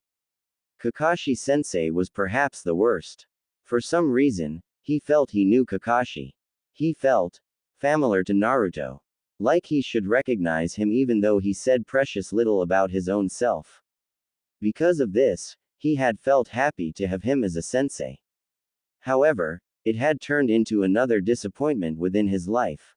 He refused to teach them anything until he deemed them worthy of it and, despite Naruto's urgings, had remained adamant in that. He didn't feel it was fair, like much in his life. Sasuke had a whole clan library he could use to gain knowledge and power. Even Sakura could go to the public library, somewhere he was denied because of his tenant, and gain the knowledge she needed to keep herself in shape until Kakashi decided to train them. Unfortunately, Naruto could do nothing to make Kakashi train him. As dense as others may claim him, he was not stupid enough to think Sasuke and Sakura were as stalled in their pursuit of knowledge as he. So, he was stuck. He was quickly beginning to contemplate going to the old man again, despite his fears. He was brought out of his musings as Sakura finally said something. "Naruto?" she asked. Naruto raised his head to look at his teammates and noticed that both of them were staring at him with odd expressions. He smiled at them, happy they had finally acknowledged him. "Ohio, Sakura-chan, Sasuke-tem," he said. Sasuke merely grunted at him as he cast a look at his new clothes. Sakura couldn't answer as her eyes feasted on Naruto's new clothes and lack of orange. It actually looked as good as Sasuke's. Naruto edged his head and looked at Sakura with a question on his face. He opened his mouth to ask a question when Sakura's face twisted into a visage of rage. "Are you trying to draw me away from Sasuke-kun?" she asked accusingly. Naruto's jaw dropped. Sasuke looked over at her with surprise flitting across his face. "It won't work. No matter what you do, Sasuke-kun is so much better than you. Right, Sasuke-kun?" she asked as she looked back at Sasuke. Sasuke grunted as if it was obvious that it was true. Then he turned back to feigning sleep. Sakura sighed wistfully before casting one more scathing glance at Naruto and then turning back to Sasuke with stars in her eyes and beginning another rant to get him to take her out. Naruto's hands clenched into fists as he shook. A few tears escaped his eyes as a huge wave of sorrow passed through him. Without his dark side to soften the meaning behind their actions, Naruto's innocent side finally realized how horrible his teammates were as teammates. "Why?" he asked himself. "Why me? Why must I have to endure such hatred and ignorance?" he asked sadly before rubbing his cheeks and standing. He turned and began marching towards the forests of Konoha. Sasuke opened his eyes as he felt Naruto moving away. His normally composed expression completely dropping as he saw Naruto's eyes shining with unshed tears as he walked away. Shock and sorrow running through his body as he looked at Naruto. Despite him being the Dobi, he knew that Naruto and he shared a bond deeper than anyone could comprehend unless they experienced loneliness the likes of which they had. As soon as he saw Naruto begin walking away, he stood completely and looked at him with hardened eyes. His Uchiha pride standing forth as he looked at him. You better not leave Dobi, we need to take a mission today, you were already late today. He said in hopes of keeping Naruto here. Naruto didn't even respond as he continued walking towards the forests. Sakura stood and ran over to him. Naruto baka, come back here. Sasuke-kun told you not to leave. She yelled as she pulled her fist back and let go, pounding his head into the pavement as she had done so many times before to get what she wanted. Naruto didn't make any noise other than standing and stumbling almost drunkenly away from his teammates. Baka. Sakura yelled at him as he disappeared into the foliage, we can't take a mission without you. Sasuke scowled and realized he had said the wrong thing, especially with Sakura around. He didn't understand what he had done to hurt Naruto so badly to leave. He had always been such a dense person that he never needed to explain his actions as Naruto took it to be part of their rivalry. Even if Sasuke didn't show it, he did respect Naruto and, as a result, honored their rivalry. Sasuke turned to leave as they couldn't do missions without Naruto. Kakashi shunshined onto the bridge and looked down at them. Sorry I'm late, he said. Sakura turned to yell at him, but Sasuke glared at his sensei and beat her to it. I don't care about your stupid excuses. The Dobi isn't here so we can't do missions. Because you want us to only work on teamwork exercises, today has been ruined. Goodbye. He said before turning and leaving the bridge. Kakashi looked on silently as Sakura bowed to him before running off, though he could tell the gesture wasn't meant to be of respect. As his students disappeared from his view, he sighed before looking off in the direction Naruto had walked. What am I going to do? He asked to the silent bridge. If Naruto no longer tries to keep the team together, what little teamwork there have will fall apart in no time. Sakura constantly berates him for the simplest things, sometimes even for something that she should praise him on. She hits him whenever possible and just plain ignores him. Kakashi mused, Sasuke is just as bad. Though I can tell he holds a grudging respect for Naruto's in-fight capabilities, he ignores him outside of that and plays his rivalry off as nothing important when it is actually completely opposite. I know Naruto isn't as happy and as dense as he acts, but I had always figured he would remain so around his teammates long enough to change them as he seems to do to anyone who makes a connection with him. If Naruto continues acting this way, my plan to have him unite the team will be ruined and I can't think of another way for it to happen. He shook his head and shunshined away, trying to figure out how to salvage his team. Naruto stumbled through the forest as his eyes shined with tears. He stumbled through the brush and fell to the ground as he curled into a ball and let loose tears he had kept inside him for 13 years. All of the pain and agorance he had suffered at the hands of the villagers came crashing down on his young shoulders. He cried his eyes out as his shoulders shook from the sobs coming from his weak frame. For close to an hour, Naruto stayed on the ground crying, wishing he could just leave the village behind and ignore them like they did to him. Once his sobs started to subside, he slowly sat up, his blonde hair full of twigs and dirt from his convulsions on the ground. His stomach growled, but he ignored it as he thought of what had happened. I always thought we were a team. I thought we were comrades and would become close, but they just ignore me. He scowled for the first time in his life. Those teamwork exercises do nothing but make Sakura and Sasuke become angry at me. He thought as his anger grew, Kakashi-sensei does nothing to stop them either. He remembered quite vividly that Kakashi would not step in and do anything beyond just adding an egg from yesterday. Even before, if Sasuke and Sakura combined against him, then Kakashi wouldn't step in until after Sakura had hit him. He frowned again, thinking of how much Sakura hit him. His previous feelings having been crushed by their actions, he finally saw how she beat him as much as possible. Sasuke was apathetic at best, and he felt that familiar pang of loneliness run through him as he remembered how Sasuke had brushed him off so easily. His normal ocean blue eyes seemed to turn to ice as he thought of his team. He scowled for the second time in his life as that thought crossed his mind.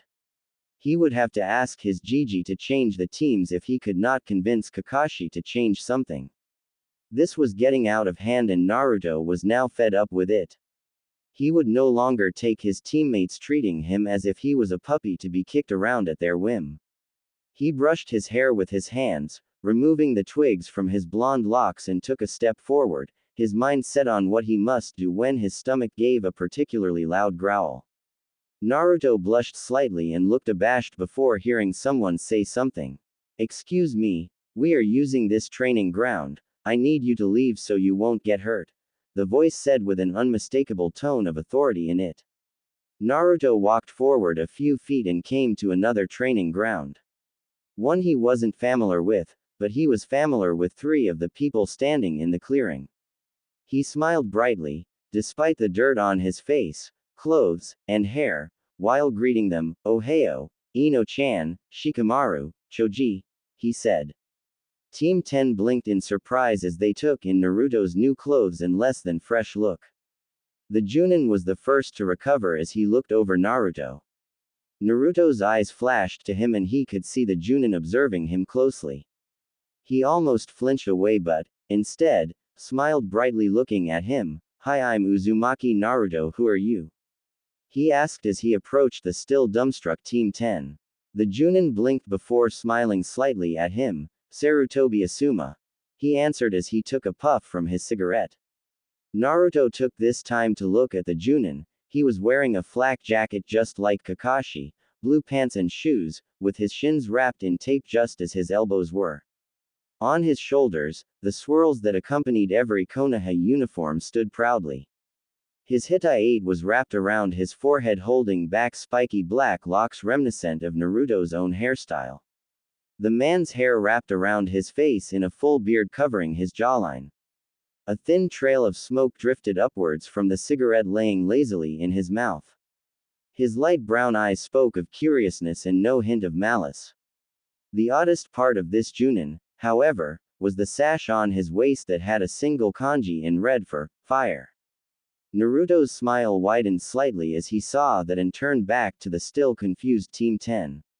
At least, 2/3 of them seemed confused. To Naruto, Shikamaru seemed annoyed.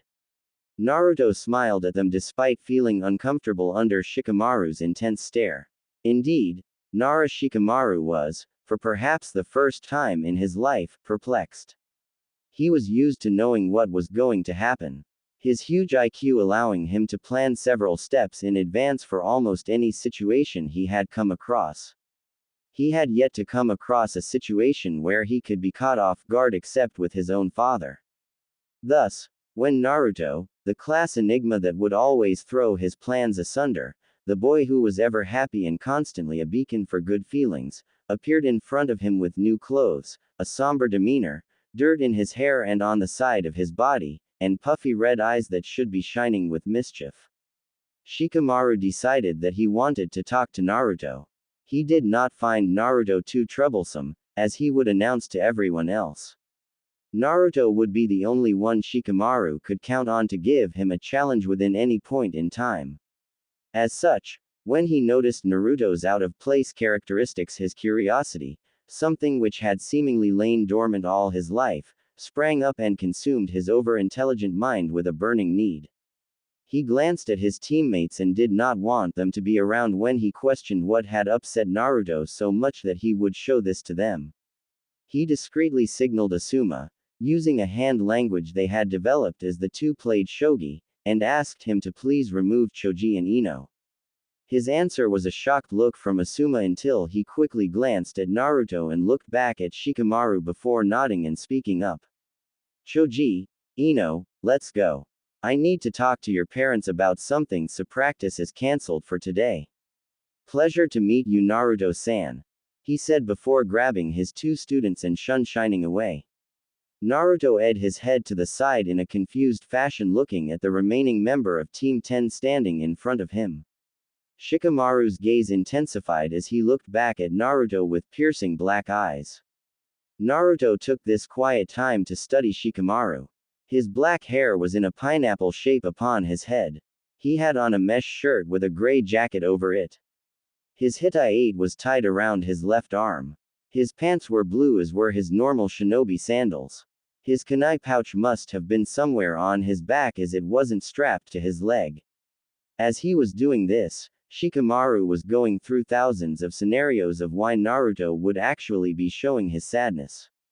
He knew that in his academy days, Naruto had been an unusually happy person, but Shikamaru could see the small hint in his eyes when someone would put him down or he would be ignored in their classes.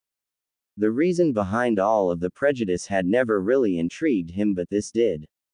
He wondered what could have possibly happened when he decided that it must have something to do with his team, or Iruka. Is there something wrong, Shikamaru? Naruto asked curiously, no hint of hurt feelings hiding in his words as Shikamaru would have expected. Again, Naruto surprised him, or was simply an expert at hiding his feelings. Shikamaru had a feeling it was both. I would ask the same of you, Naruto. Shikamaru countered, trying to get Naruto to drop his act. He was fairly sure Naruto had a serious side. He had caught glimpses of it when he would plan a prank. As frightening as it was, Shikamaru was scared of Naruto in his serious state. Despite not ever seeing it full-blown, Shikamaru knew what Naruto did, while serious, was far beyond what anyone his age should be able to do. Painting the Hokage monument in broad daylight and outrunning full-blown Anbu agents as well as a majority of the Junin and Chunin of the village was no small feat and should be impossible for anyone not of the Sandame's prowess or Shikamaru's intelligence. Even with these, Shikamaru would be wary of attempting such an act and would only do it should he have backup. Naruto did it by himself and managed to get away from everyone except Iruka. Shikamaru felt that was probably on purpose. Naruto's eyes narrowed almost imperceptibly, but Shikamaru was no genius for nothing. He caught it as Naruto's grin came to his face.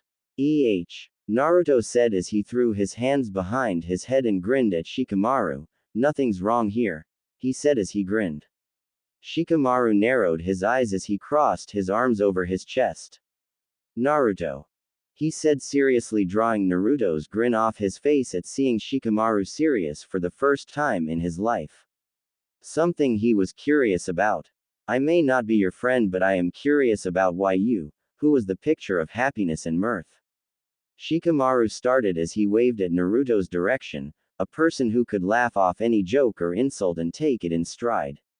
A person who wore, "Kill me orange," and still managed to be inconspicuous when you wanted.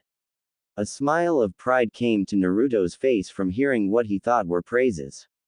They were, but Shikamaru had a point to make, a person who has never once shown any type of sadness or hurt from anything anyone has said or done to you. Why would you be out in the forest wearing new clothes and ruining them? Why would you be crying?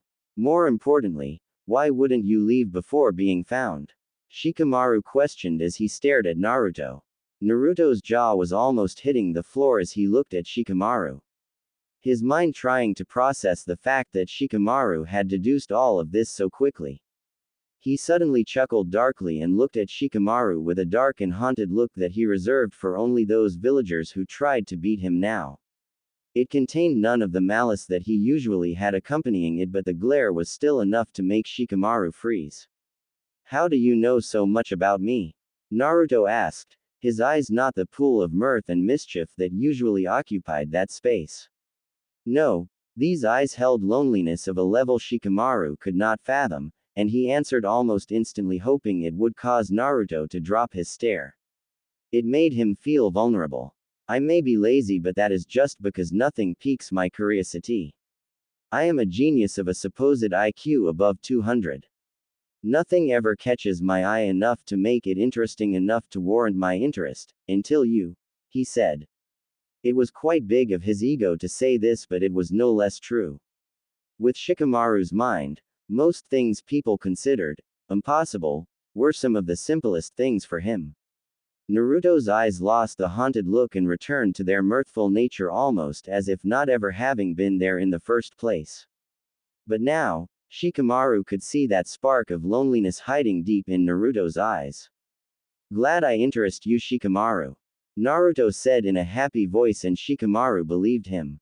Naruto suddenly looked sheepish as he looked down at his feet and muttered so quietly Shikamaru almost missed what he asked. I don't have many friends, Shikamaru. If you wish to know my story, would you be my friend? A slight stutter entering his normally boisterous voice. Shikamaru almost faceplanted at such a drastic change so quickly. But he was so curious it was unreal, and he was not about to let his target get away. So, he smiled a lazy smile and put his hands in his pockets. Sure, Naruto, he said as he smiled at Naruto. Naruto's eyes almost bugged out of his face, but silent tears began to leak from his face as he looked up at Shikamaru and muttered a small, arigato, before sitting on the ground with the largest smile Shikamaru thought he had ever seen. Naruto patted the ground next to him and Shikamaru noticed he was motioning for him to join him. Shikamaru wasted no time in sitting next to his newest friend and current point of curiosity. Naruto took a shuddering sigh before starting what must be his longest single narrative in his whole life, the summary of which came almost 45 minutes later. In all, I tire of the villagers' glares, but I can understand why they would glare at me. That does not make taking their glares any better, especially now that I cannot prank them. It leaves me bored when Kakashi-sensei dismisses us from practice. If that is not bad enough, I can't study anything because the library says that I cannot get a library card because of where I live. So, I am stuck on a team with Sasuke, a person who ignores the many attempts I have made to have a working friendship with Sakura, a girl whom I thought I loved and now see she was just annoyed by me, and Kakashi-sensei, who seems to ignore me just as the rest of the village does despite being my teacher. He finished with a small frown. Naruto had refrained from telling Shikamaru about Kyuubi. He didn't want to run off his only friend his own age. So he made up a few excuses such as the one about the library card for the library. He also didn't mention Kurenai's intervention as he didn't want something to happen to her. Not that he didn't trust Shikamaru, he just was hesitant to risk the only person he felt he could trust right now. Shikamaru and Takeshi were quickly making that list, but Kurenai had automatically been placed upon it by her actions at the waterfall. Shikamaru's mind was in overdrive. Denied access to the most basic of utilities. Lives in the red light district. A team that acts nothing like it is supposed to and completely ignores his attempts to create a working team. He glances back at Naruto as Naruto sighs wistfully into the sky. His life is up and I will not stand for it. He still hasn't told me why the village hates him or what made him change so much. Though he did mention how he wouldn't take shit from his team anymore. I think he has matured a bit since the academy. Shikamaru thought. Well, Naruto, I have to say that is one hell of a life you live. If anything, I am only more curious about you. Shikamaru admitted. Naruto beamed. I know you didn't tell me everything, but I think you are entitled to a few secrets. Naruto's head dropped in slight shame for not telling his newest friend everything. I hope you will eventually tell me, Naruto, he said, smiling at Naruto. Naruto's face shot up and he locked eyes with Shikamaru. Bright happy blue eyes were reflected in happy black eyes as the two friends smiled at their newest companions. Suddenly, Naruto's stomach let out a small growl. Naruto blushed and Shikamaru blinked before smiling slightly. Would you like to eat at my house tonight? Shikamaru offered. Naruto immediately looked nervous and Shikamaru wondered if he had said something wrong when Naruto relaxed slightly and nodded his head. Shikamaru put the odd reaction to his question out of his mind and stood, offering a hand to his friend, who gladly took it. In almost no time at all the two had headed towards Shikamaru's clan compound. Naruto and Shikamaru were taking the outer rim of Konoha to the clan district. Naruto had started walking towards the outer part of Konoha to reach the clans, not wanting to be glared at with his new friend, and Shikamaru had questioned him on it. Naruto had just said he wanted to enjoy a peaceful walk. Shikamaru knew there was more to it, but he agreed, and the two spent the time simply walking in each other's presence in silence. Neither felt the need to speak and neither spoke because of it. Normally, Naruto would be abuzz with energy, but his recent revelations and subsequent acquisition of a new friend had left him quite speechless and drained. Not to mention the fact he hadn't eaten in almost 3.5 days. So, he walked with a small smile on his face and his hands thrown behind the back of his head while he walked on as if he hadn't a care in the world. Naruto had come to the conclusion that he would no longer make huge attempts to encourage his teammates. He would act as if he were not hyperactive, something he knew would be hard seeing as he always had energy, but he would endure so that his team either took the steps on their own or he was reassigned. Apart from that, he had decided to remain almost completely the same. He would tolerate the village's glares and become strong enough to protect himself and Kurenai. With a sidelong glance at Shikamaru and Takeshi too, he thought to himself as he nodded his head. Shikamaru was mulling over all the information Naruto had told him. He knew there was a big piece of the puzzle missing.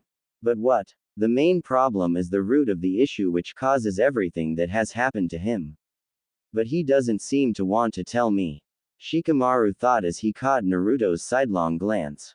I will figure this out, Naruto, but in the meantime, I have a gift for you that I think you will hate. Shikamaru looked up and nodded. Here we are, Shikamaru said as he looked at the gates to his home. Naruto looked up at the gates and saw there was a wall surrounding the entire compound. The gates had the emblem of the clan emblazoned on them. Naruto couldn't see anything else about the compound. He shrunk into his clothes a bit at how intimidating the gates looked. He looked over at Shikamaru nervously because he wasn't sure how his parents would handle Naruto being his friend. On top of that, he was being invited into another's house for the first time in his life. He was taught some etiquette by his Gigi, but he rarely ever used it. He took a deep breath before smiling at Shikamaru, drawing Shikamaru's gaze. Shikamaru smirked at him and opened the door. The two stepped forward and were greeted to the sight of buildings in a U shape facing away from them. In other words, the houses started on the left and right side of the gate and continued away from them until being connected by another set of houses that curved in a crescent, giving the appearance of a upside-down U. There was plenty of grass laying on the ground leading to all of the houses. Naruto's eyes were wide at how simple it was, yet it seemed so inviting. Shikamaru actually chuckled as he stood next to his friend, seeing his gobsmacked expression. Naruto turned to Shikamaru and snapped his jaw shut as he shouted at him while pointing at the houses, "You live here." Naruto's response was a slight chuckle before Shikamaru started to walk forward. Naruto stood there for a few more seconds before, "Hey! Wait up!" he shouted as he ran after his friend. When he drew closer to Shikamaru, he noticed they were heading straight towards the biggest house in the crescent part of the houses. Behind these houses, Shikamaru waved at the houses, "Lay the yards for our deer to graze," he commented as he walked forward. He smirked as Naruto's eyes grew wide upon hearing this place was even bigger.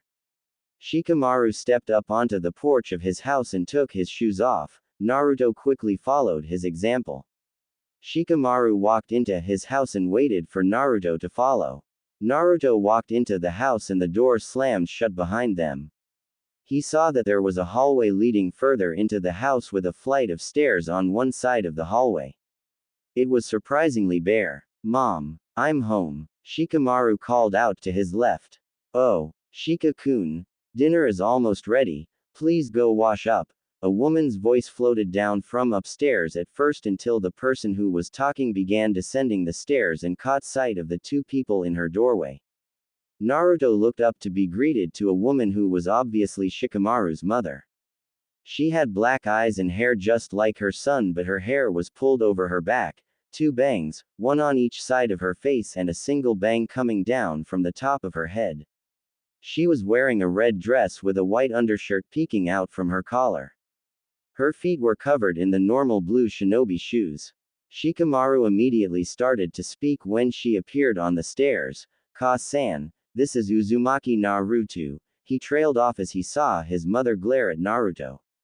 He began to sweat as he realized what that look was for. Naruto froze like a deer in the headlights when Shikamaru's mother turned a death gaze on him. He immediately seemed to shrink slightly as the thought of losing his friend because Shikamaru's parents held a grudge against him.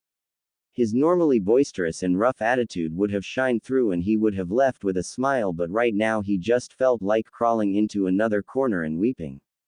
He cringed as her mouth opened to speak. "We do not allow dirtiness in my house, Naruto-san. Strip and take a shower so you may join us for dinner." Shikamaru's mother spoke in a tone Naruto had recognized from Sakura. His surprise over the words coming from her resulted in an awkward situation as he immediately pulled his shirt off and was proceeding to take his pants off before he actually registered what he had done.